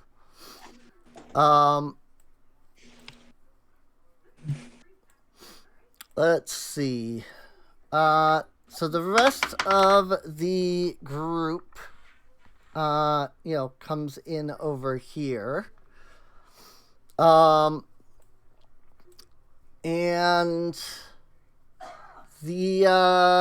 this dragon man, I'll just use the term dragon man at this point. This dragon man chuckles and says, "And now the rest arrive." He turns to the party and he shouts out a word in Draconic. Those of you who know Draconic would be able to simply recognize the word as the Draconic word for stop. What's important here is those who have the brands are going to need to make will saves. As their marks suddenly begin to burn and glow a deep red. Which I believe is just Cal and Kona at this point. But, because Don's not in the group currently. Nice. Very nice. He's just swimming and then forced to stop. So, Kona, your entire body freezes, locks up entirely.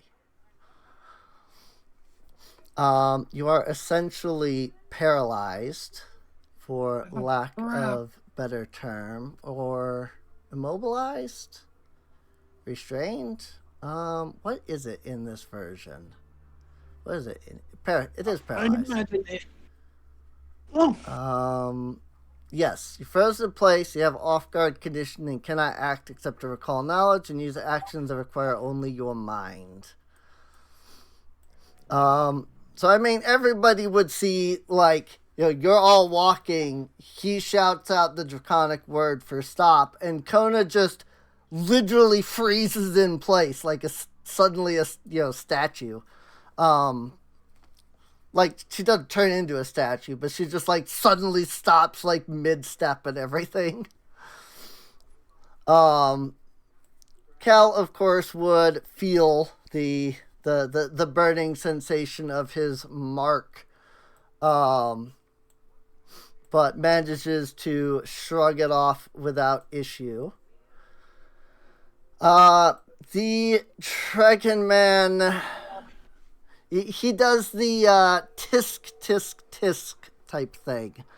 And says, it seems that not as many of you are under his command as I thought. No worries. He snaps his fingers. And through the portals come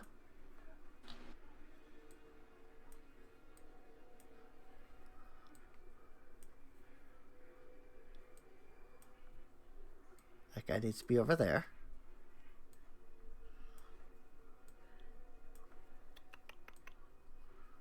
Whoops, hang on. I'm placing lovely these guys. reinforcements. Just a little, just a couple. Just a couple. Just a couple. But yeah, through the portal come just a handful of reinforcements, if you will. Actually, I don't need that one.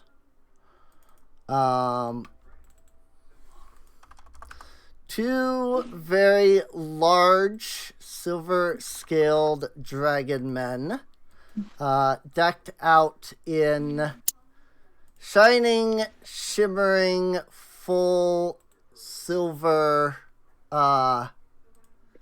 plate mail. Oh, wow. They are wielding two massive great swords, one in each hand. Just wielding two, one-handed weapons each in a single hand. No big deal. And then, of course, you can see these copper-scaled dragon men, who each are wielding short swords. Both short swords look as if they have been dipped in some sort of nasty acidic substance.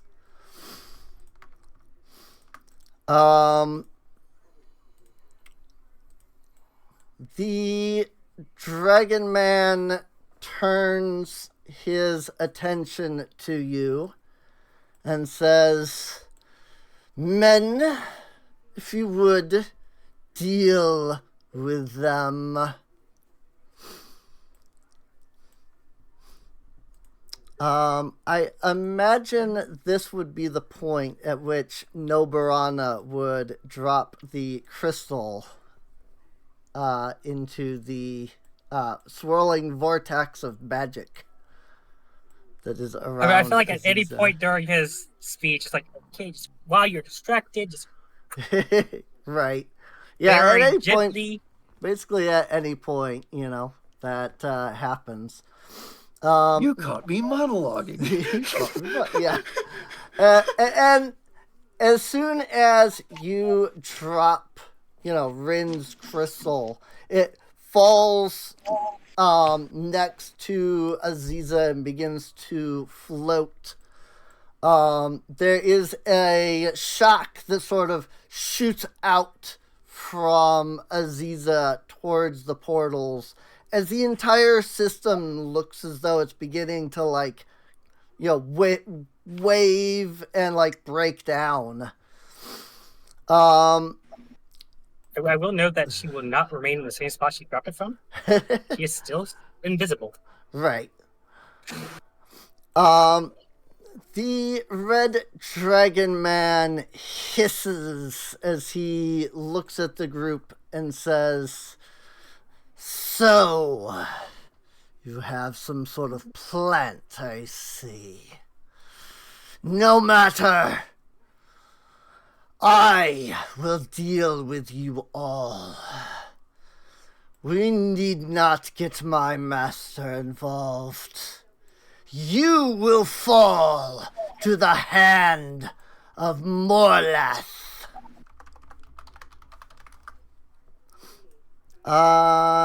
In which case, now would be the time to roll some numbers. Uh-oh. Oh, God. The infiltrators got garbage. I mean, that's kind of good. It means they go after everybody so they don't get their big boost. And they still go after Leica. I mean, Leica got a 15. They got a 14. So why am I first again? But don't forget to give Leica a hero point. Oh, it's because your perception. It's plus 18. Plus 18 to perception. That'll do it. I have the same, but I rolled a 2. Oh, jeez. I'm sorry. It's a trend. It's almost consistent. Let's see. Oh, there it is. Cal rolling. I was gonna say I don't have Cal yet. Okay. Now we have Cal. All right. Well, with everybody's initiatives rolled, let's begin. Nobrana is up. What to do? Sneak What? attack. Sneak attack. Come on, I know you want to do. Let's see. Has it looked like the Dragon Man has noticed? It's not so much that he's noticed you specifically. Like, clearly he's aware that something happened, but he doesn't know where you are. So you could have rolled stealth for initiative. Could have also rolled stealth for initiatives. That's true. I mean, I think they're the same for that. I mean, it doesn't really matter at this point, so right, because we're already on your turn. Right. Well, doesn't it specifically say if you've rolled stealth for initiative, you can sneak attack someone? Or if you've rolled stealth for initiative and someone hasn't acted before you. Oh yeah, featured off guard. Yeah. Let's see.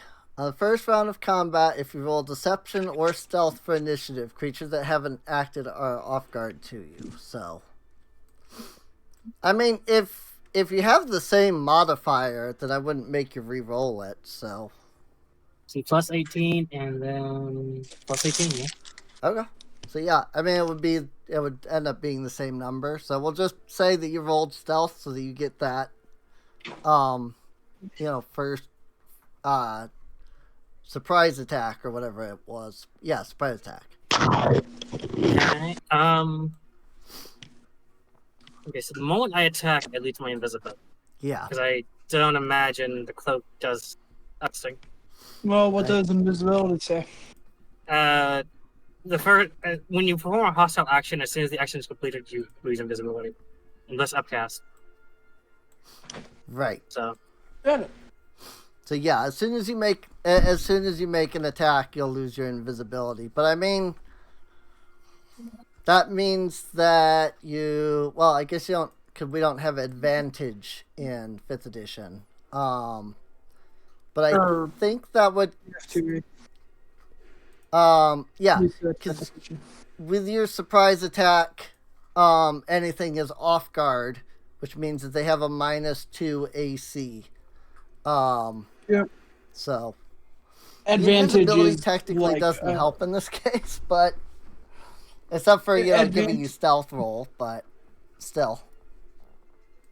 Advantage in this game is typically a +2 modifier to you or a -2 debuff to the enemy. Right. Actually, there is advantage in this game. They just don't call it anything. Hmm. Like, if I cast True Strike Scroll, I get to roll twice and take the higher number, which is literally advantage. They just don't call it anything. Just don't call it advantage. It's just roll twice and take the higher number, Interesting. But that's so rare that it's. It's very rare though, but they don't give it a cool name, which is Right. sad. In that case, unfortunately, I moved down here and not like up here, Mhm. where I'd need to be to attack. Well, since he was so cocky and arrogant, I'm going to just kind of Oh, also. flutter down to the ground, and well, want to go for his Boss toes. Boss bar. Boss health bar. So- Where's my Dark Souls? Hold on. Boss bar. I realized that I forgot to turn on more or less boss bar, so I was like, wait, boss bar. Dark.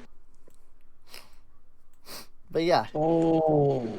go ahead and make your attack there. Let's see. What provision is? I don't. If there's any other bonuses to this, so roll Roll. is a hit. Yep, that is a hit. So it didn't factor off And- guard, which I'm not surprised. But we've only pushed it up to a +4, so it wouldn't have changed anything. Well, I have to make sure I manually add sneak to them. So 'Cause yeah, it's you might like have no to sneak add in. You might have to manually add that. So nice. 11 And I believe damage. And he should still be off guard. Uh, He think- hasn't taken his action yet. let's see. I mean, Sure. Yeah. Yep.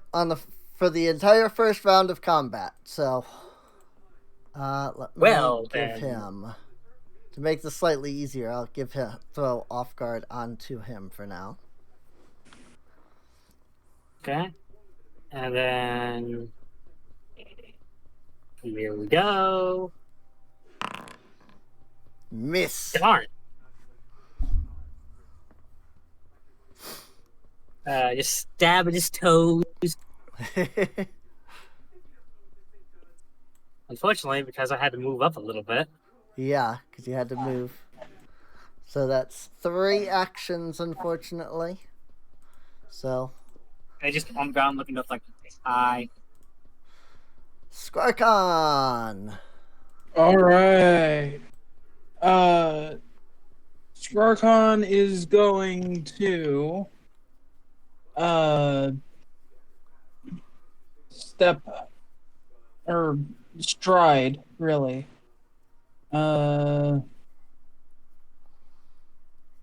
Stride up to here. Okay. That's enough, right? Yeah, 40 feet. He's going to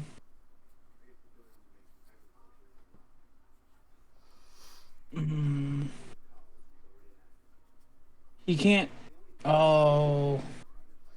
Hmm? Oh man. He can't load his bomb. Yeah, to- because he had to use an action to move. Yeah. Ouch. That's true. How much is his range with a bomb launcher?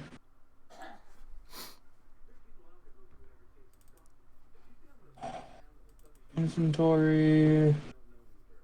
Bomb launcher. 60 feet. Oh shit. Okay, he's not gonna move. Okay. Yeah, that sounds like a better idea then. Not gonna move actually. He's going to Cancel that action. He's going to quick alchemy a blight bomb. Does that not show? That does not show on the boss bar. All right. Interesting. And then Blight he's bomb.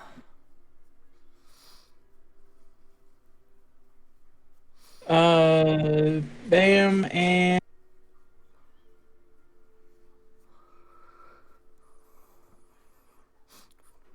Make a blight bomb and fire. Oh dang! That's a crit. 22 damage. And that is poison damage. Yeah, but it's 4d4 persistent damage. Right. It is 44 persistent damage, which unfortunately counters it counters the 1d6 bleed damage. Because you can only have one type of persistent damage at a time. But I mean, that's 44. Minimum of 4. That's 44 damage. That's more than you're gonna get. You know. That's more than the bleed damage, so it's not a big deal.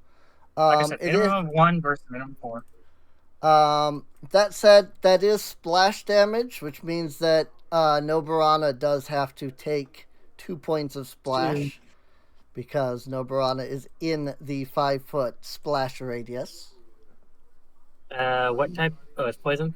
Yeah, so if you... Yep, I was going to say, if you just click on Noborana and then click on the splash, you should be good, so... And then it will go to Gronk. Watch when you throw that thing.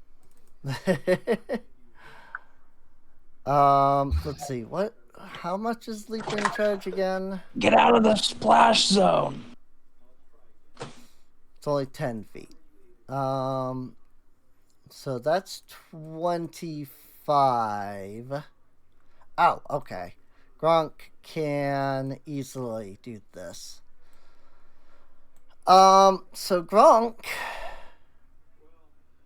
is going to spend an action to step here, or I guess here, and then he's going to leaping charge at the Dreadnought. Or it was on top. Yeah, I had to shift it in order to be able to even get to Gronk. That did not target because I didn't hit the target button. What is the AC of these guys? Lower than that. So there's that.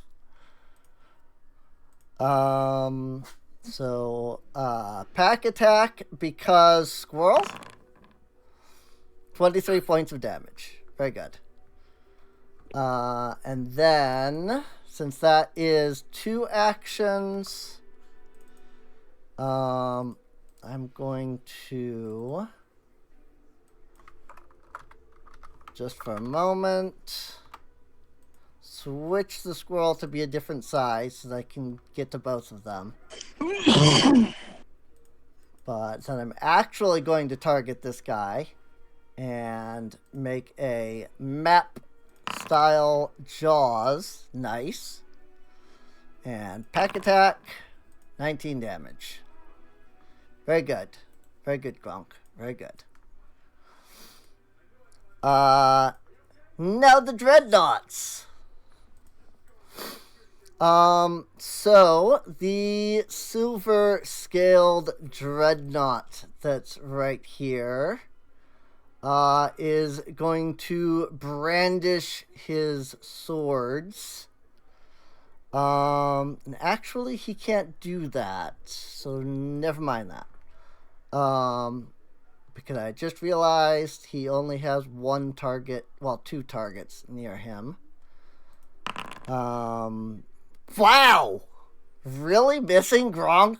He rolled a 2! He rolled a 2. What the frick, dude?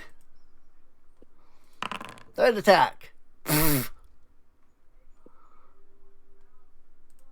Or second attack. Third attack? Yeah. Well, what a surprise. A critical miss. Why am I not surprised? When he missed the first one, I'm going, is there any point to any of this? Alright. In that case, Dreadnought is going to stride 25 feet. And then he's going to stride 25 feet. He's not going to stride 25 feet, because I just realized. He's going to only stride that many feet. Because I forgot about Noborana over here. So I will point out that if he's of my level and lower, he does not gain a benefit from flanking. Okay. So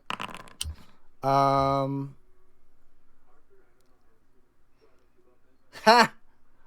It added 2 to your AC. So it definitely did not factor off guard for flanking. It actually increased your AC. I'm not entirely sure why. But I will assume that is correct. But that is a 33 to hit. I mean, I think that hits. So, is that correct? Oh, yeah, because they have serrated swords. I forgot. It's not in the image because there are no, serrated swords on Hero Forge. But these great swords are serrated, which means that they are designed not just for slashing, but for digging in and, ripping open, your skin and making you bleed. So 22 points of slashing damage, and you also gain 1d6 persistent damage, which you added to your scroll on accident. Just click the undo button. Now. Just click the undo button in the chat. It's a scroll. I'm sorry. Yeah. Okay, Let's try this again. Try that again. There you go. Very good. Obrana took 22 points of damage. And yeah, so the bleed damage will factor at the end of your turn. So that is it for the Dreadnoughts, because that's all 3 of their actions. So now we come to Morlath. Morlath is going to target the little, pixie here. And then he is going to rend. 31. Ow. 21 points of damage. Ow.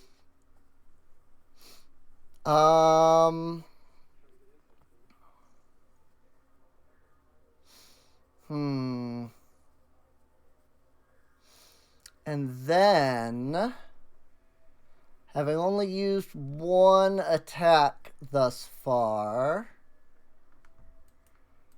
or 1 action, I should say. As soon as I can double check 1 small thing. I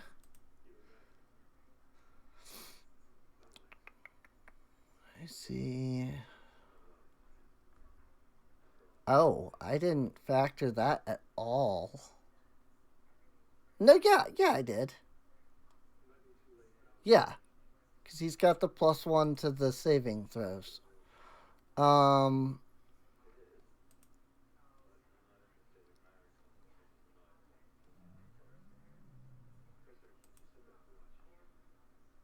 Yeah.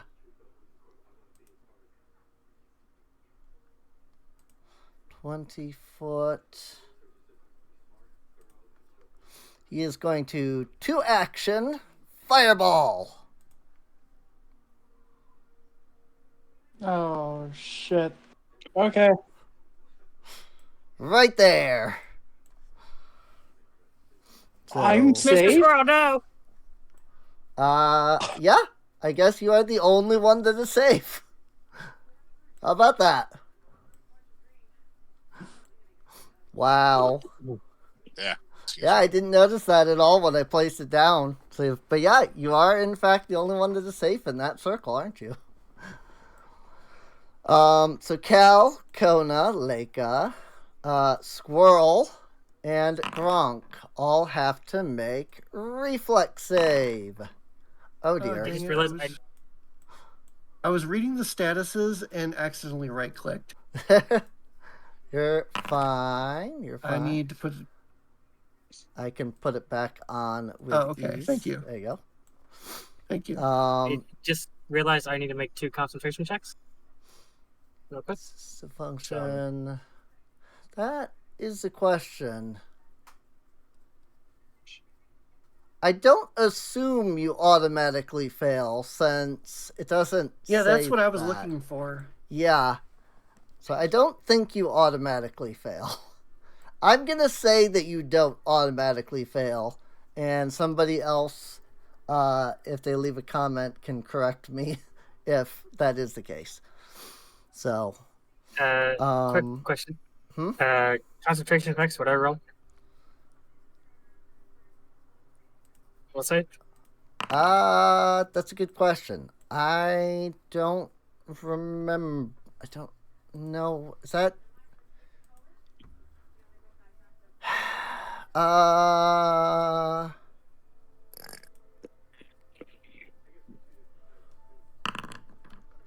mean, I would assume. Like, do you have? Are there concentrate saves in this? I wonder.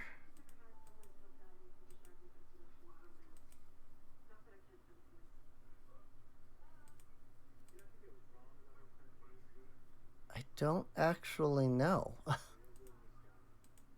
Yes.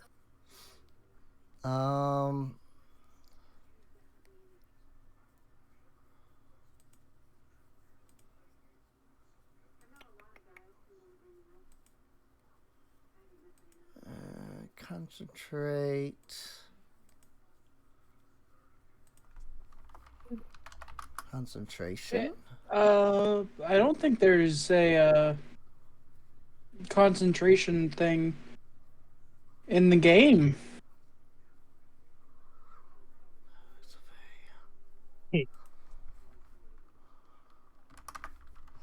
Yeah. Yeah, no, it's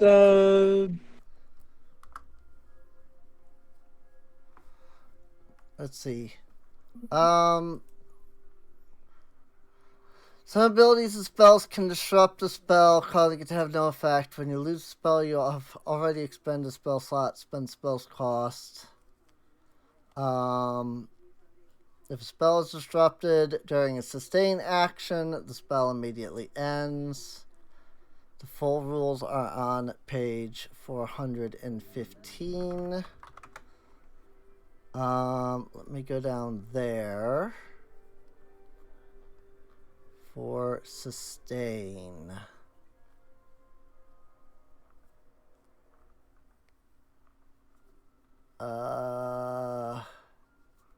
Supposedly they're on page 415. Oh, I'm too far down. Various ability conditions such as reactor strike can disrupt an action. When action is disrupted, you still use the action or reactions. The action's effects don't occur. In the case of an activity, you usually lose all actions spent. It doesn't look like there's just. It looks like what I'm saying is just a tag that things can interact with. Yeah. The thing in the hand of the creature. Yeah. It doesn't look. It looks like the only time that sustain a spell, one action. You have at least one spell active with a sustained duration, and you are not fatigued. Choose one spell with a sustained duration that you have in effect. The duration of that spell continues until the end of your next turn. Some spells might have slightly different or expanded effects if you sustain them. Sustaining a spell for more than 10 minutes, 100 rounds, ends the spell and makes you fatigued unless the spell lists different maximum duration, such as sustained up to 1 minute or sustained up to 1 hour. If your sustain a spell action is destructive, the spell immediately ends. Right. So in this edition, you only have to worry about the concentration. If a spell has the sustain trait. Okay. So So if that it means I don't have to do does, then you have to use an action on your turn to sustain. And something like a reactive strike, a attack of opportunity, could disrupt, but otherwise, getting attacked isn't going to affect it. So, Okay. that said, so Kona, Cal, I assume, yeah, because it was a 29. So Kona and Cal. I need to make a reflex save for Mr. Squirrel. Hmm? I didn't roll for Mr. Squirrel yet. Oh, yep. You need to roll for Mr. Squirrel there. Is there a reflex? Yes. Yep. Reflex. Hey. Okay. So Kona, Cal, and Leica are all gonna take half since they all succeeded. Well, and the squirrel, they're all gonna take half. Gronk is going to take full damage because he failed. And the infiltrator got a success, which means that he automatically succeeds, or critically succeeds, rather. So he takes no damage. So as Morloth summons this ball of flame into his hand, he turns to the group and shouts out, "Begone! You have no use being here." And then he throws the fireball and watches it explode on the group. Kona, because you took damage, you can make a will save against the brands.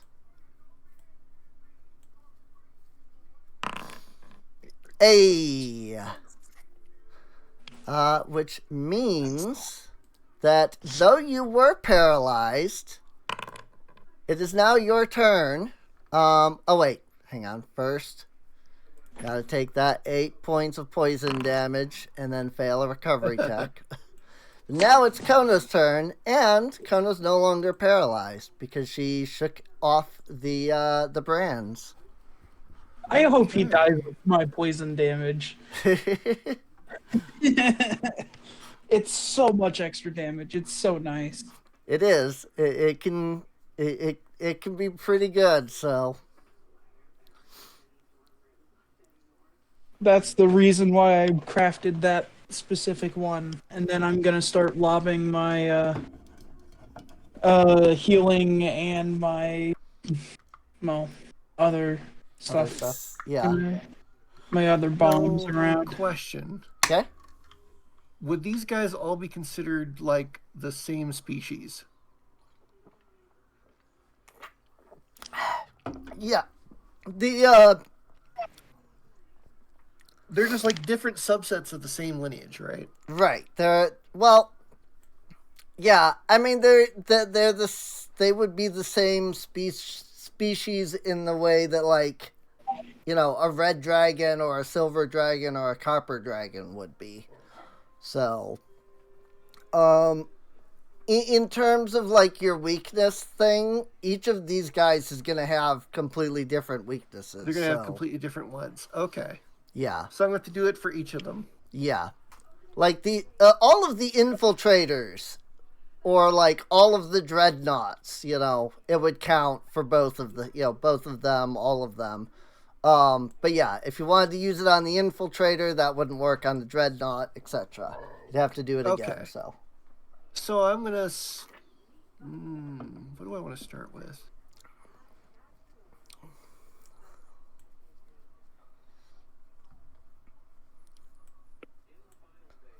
You know what? There's 2 infiltrators over there. I'll start with those guys. Sure. See if I can mulch through them. Alrighty. So I'm going to start with an esoteric lore on them. Esoteric lore. What is the infiltrator's level? 5. Alright, let me get out my level chart. Okay, so that means I need a 20.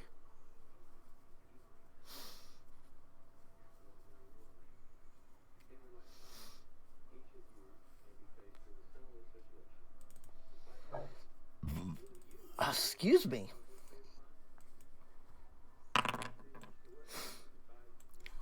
Ooh. Wow. Even with all my stuff, I just got it. Wow. I mean, technically, I could get it even with a 1, which is hilarious. Neato. But it's just a success, so I learn their greatest weakness. Let's see. Fire 5. Okay, so no, wait. Kona's sword turns to fire? Wait, no. I read that wrong. That's their resistance. Never mind. Sorry, I opened it up, I looked, I saw Fire 5, and that's what I said, not realizing. Actually, do they have a weakness? They have any vulnerabilities? I also forgot to change that. They do not have any vulnerabilities. In that case, you'll have to use personal exploit. Personal exploit, yeah. Oh, excuse me. I mean, damage is damage. You know, I'll still take it. I just forgot that. So let's see. That's 1 action. 2 that was actions. That was why I forgot, because they didn't have anything listed, and so I read their resistance without even thinking about it. There, I switched. So, target that guy. Move her here. And 3rd action, attack. Okay. I do have him. I think I targeted him, right?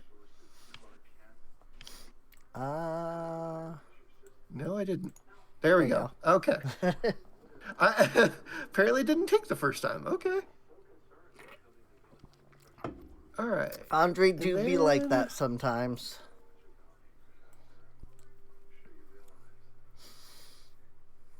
I can't power up my attack because I'm out of actions, so... Right. This is just going to be straight up. Nice. It's a hit. That's a Cool. hit. So, 27. damage. And damage.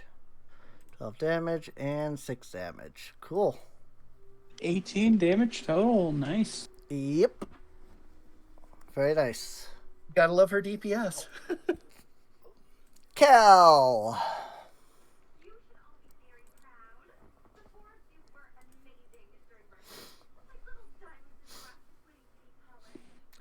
I see Cryos' mouse moving, but I don't hear him. He might be muted. Okay, so there he is. Let's see. Yes, here I am. Well, everyone has moved except the infiltrators. Yeah. Yep. They are the last in the initiative. Yep. So, you know what? Let's go and help out Gronk and the squirrel. Sure. Let's see. That. Bang! Miss. And miss. Let's try again. Cal takes aim, and the dreadnought just raises his sword and blocks the initial shot. Initial shot, but I levy my rifle, and I hit again on the second as he recovers from the first parry. Yep.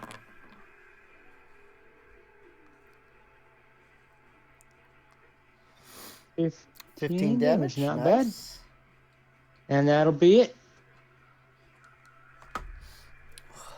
Alrighty. Leica. All right. Let's see. Dun, dun. Shoot. Nah, that probably won't work. So let me see something. Okay.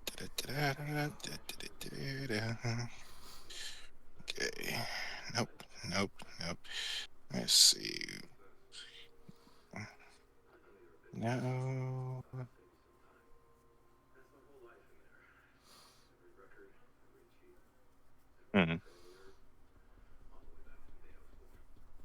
No. Nope.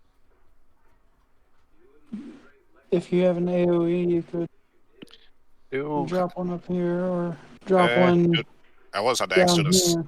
I also had to ask do skills to determine resistances here. Yeah. Yeah, her only big AOE is Fireball, unfortunately. The only one that would be resistant probably Morgath. Morlath, yeah. Morlath The red in dude. the center there. Oh, really? Yeah. I mean, he's red scaled, so it would make sense Gotcha. that he'd probably resist. Where, if we're going by dragon, type, it would make sense that Gotcha. he would be the only one to resist. Everybody else would probably hit. And I don't want you to nuke our friendly that we. So. Let's see. Check something.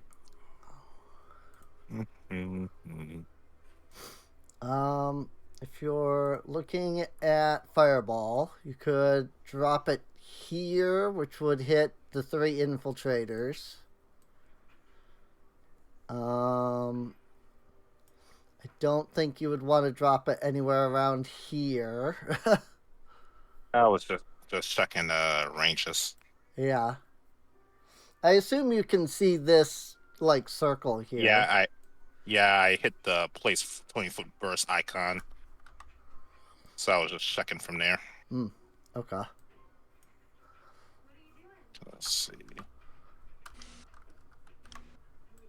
Okay, I'm looking at it now. It looks like if it gets the dreadnought in a corner, would that count? Yeah, it should. If you drop it, I mean, let's see. Because if I were to put it there. I wasn't even thinking of there. Oh yeah, no, that would totally hit right there. Yeah, I mean, that would hit 1 dreadnought and 2 of the infiltrators, as well as Morlath, so. Right. Let's see. Morlath probably has something like 5 or 6 or something like that. But yeah, if you want to drop Fireball, you can put it there. Yeah, I'd go for it. Alright. So let's see. Let me get the actual cast. Yeah. Because then I can just click the button in that cast for each monster.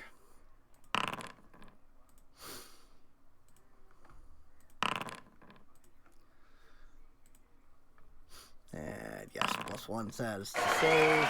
Damn. More or less perfectly fine. So Makes he sense, has I a guess. plus 14 to reflex. Got it. Yeah, he has a plus 14. So Infiltrator 1 gets a success. So therefore he gets a critical success. Infiltrator 2 gets a failure, so he's taking full damage. And Dreadnought 1 gets a success. And that did not factor. I didn't figure it would. That did not factor his weakness to fire damage. Oh, wow. Great. I know what to use now. To get rid of this thing. Okay. Got it. All right. So, yeah, I guess that's that. And then, of course, Morlath sees the fireball, chuckles, says, do you really think you can hurt me with fire? You fool! Alright, infiltrators are up. Oh, and like a cat shield. Yeah, that was why I moved to Morlath, because I saw you cast shield afterwards, so. So, infiltrators, this guy's gonna move, which triggers Kona's reactive strike. Yep. That's what I figured. Triggers, I think Attack it's called of opportunity. implements interruption, something like that. Yep, implements interruption. Wow, I actually remember the name of an ability. I feel proud of myself for remembering that. Nice. I don't have any reactions. I knew Kona had some kind of reactive attack, so. Okay, so.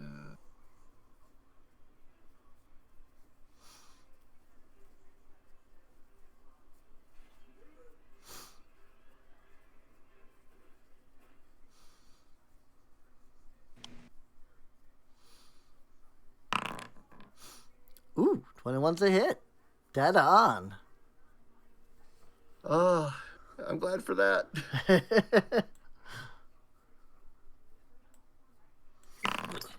22 damage. Boop. So I do 28 damage. 6. Cool. Ooh. So then Uh-oh. Infiltrator 5 will spend an action to stride. And then these guys will they look at Kona and they sort of like lick the edges of their mouth with their like long green tongues.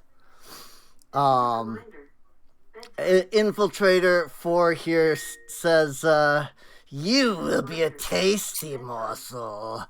And they stabs you. 32 hit. Oh yeah, it says hit, so. Yep, it says hit. Before I allow him to use sneak attack, I want to make sure he can use... Yes, because you're off guard because of flanking. Got it. Right, just flanked. Yep. Yep. 15 points of damage. And second short sword. Oh dear. Oh no. Oh no. Why is it always Kona? So second short sword, he's going to stab. 32 points of damage. He's hungry, apparently. That's much more ow. And then from behind, miss. Critical miss. Well, yeah, Under well, other yeah, circumstances, critical I miss. might have different feelings about this. Oh my gosh. All right, 2 crit. The Infiltrator 5 is not really paying as much attention as he should be. Let's see. Infiltrator 1 is going to step up to Gronk and do a little stabby stab action. 9 points of damage. Okay, he did. And then second stab. Critical miss. Good gravy. Let's see. The other infiltrators are going to expand their wings, take off ever so slightly into the air, and move each 25 feet of glide speed. Or, I guess in Pathfinder, it's still called flight, but it's, technically gliding instead of flying. They're chicken flying. Yeah, they can't fly up into the air and, go somewhere, but they can kind of expand their wings and jump and then kind of glide across the air a little bit before they land. The big thing is if they don't land before the end of their turn, they fall, is the difference between that and normal flight. So they have a fancy dash, basically. Right. So this guy's going to spend 2 actions of stride to get up to Gronk. He cannot use sneak attack, but he can still hit.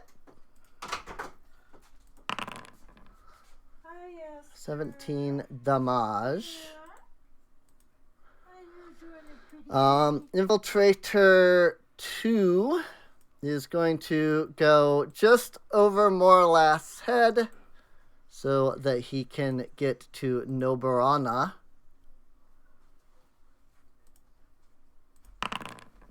Crit miss. I just imagine he got over and swung, but didn't actually land. Right. Didn't properly land, so just. Oh yeah, Heidi. he tumble. He comes down with the swing, as he's gliding, and he just completely whiffs, and then he tumbles onto the ground afterwards. This guy gonna step over here again. Does not get any special sneak attack bonuses, but what can you do? Ooh, it's still 30. gonna hit. That is a hit. Stabby stab, 18 damage. Does she have a favorite place to be scratched? Not really that I've seen so far. She just enjoys being pet in general. Okay. I need to track some things on these guys, and I'm not entirely sure how to do that.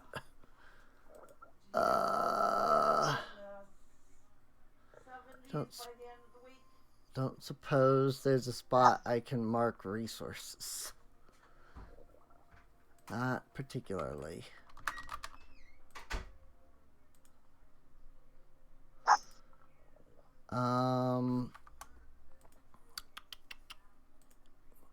Can I...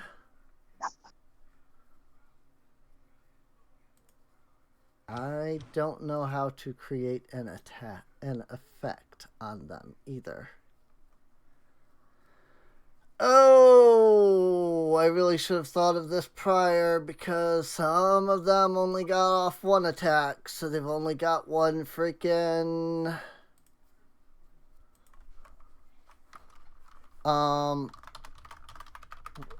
dagger left, or only 1 freaking attack. Only 1 acid attack. This guy only got off 1. So before we go to the next round, since this is the end of this round, but it is also almost 12 o'clock, I want to ask if we want to break the combat here and hold until next week to continue, or if we want to keep going.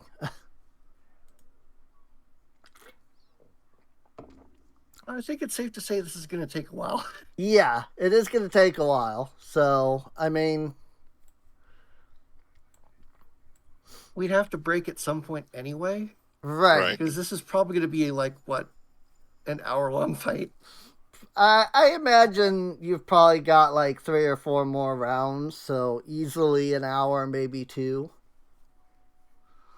So, which is also part of why I wanted to find a way to track their freaking weapon, their acid, because every hit counts as losing the acid from that weapon. So I needed to track that.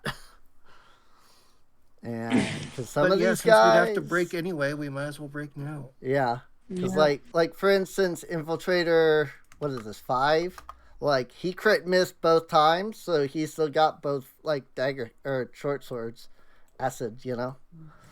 But yeah, I mean, if you're good to break, if everybody thinks it's good to break here, I'm good to break here. So, because again, it is midnight, so at least for me. Yeah. I know people are in different time zones, so I think Kat, it's only like 10 o'clock, so yeah, it's 10 for me. Yeah, Kat is Central. What? No, Mountain time. Mountain Standard. Because Central, Central. Because Central would be 1 hour behind. Mountain is 2 hours, and then Pacific is 3 hours, and then Hawaii is what? 5 hours? 5. Something like that, yeah. I mean, not that we have anybody in Hawaii, but still. That would be really... I did run a group where we had a couple of players from Europe. So it was like 6 hour, plus 6 hours for them. Granted, we were playing at like 1 p.m. and ending at like 5, but it's still like that, that's going till, what is it? Like 12 their time. So, alright. Then, we will break the combat here, since I think this is a good spot for next time. Note for next session: tumble through, attack, move. Sounds good. I'm going to click next turn so that we're on Noborana's initiative when we come back. That way I don't try to run the infiltrators again. But yeah, I gotta say, that's really smart, like noting the combo you want to use next turn when you have to break during combat. Right. Like, that's a good idea. I forget otherwise. Yeah. Like, that's a really good idea. That is, yeah. That is a really good idea, so.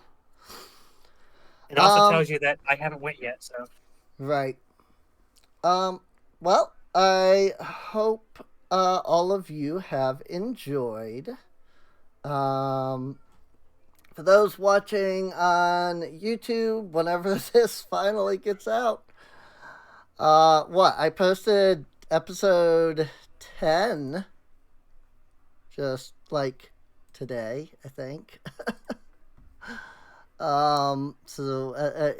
It's I think it actually airs tomorrow on Monday on today, 22nd, whatever. Point is, I'm working on getting these up. Not that matters, because when this gets out, then it'll be out, and then people will know. But anyway, feel free to come out twitch.tv/Serene Inc., where we do stream these live Sundays at 8 p.m. Eastern Standard Time. 7 for Central, 6 for Mountain, 5 for Pacific. And, Press all the buttons. Yep, press all the Do buttons. all the things. Do all the things. Press the buttons. Indeed. Pull the lever, Kronk. Like, comment, subscribe, feed the algorithm. Right.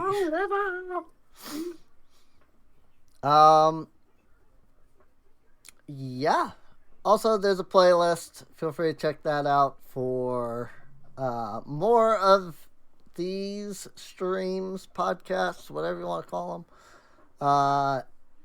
There should be links to both Patreon and Discord down below as well in the video description. Check those out if you want to come hang out with us, chat, all that, and help support the stream, of course. So, with that, we'll see you all next time. Thanks for watching, everybody. Yeah. Oh, and feel free to leave comments down below telling us what we're doing wrong, so that way we know that we're doing it wrong and can fix it. Yes, please. Yeah, So. if we're getting like rules wrong and stuff, please tell us. Yep. Like, legitimately, if we're doing something wrong, actually, please let us know. Like, we're actually asking you to, because we're freaking... None of us know how to play this game. We've just been learning as we go and hopefully doing it right. So... but yeah, with that, see you later.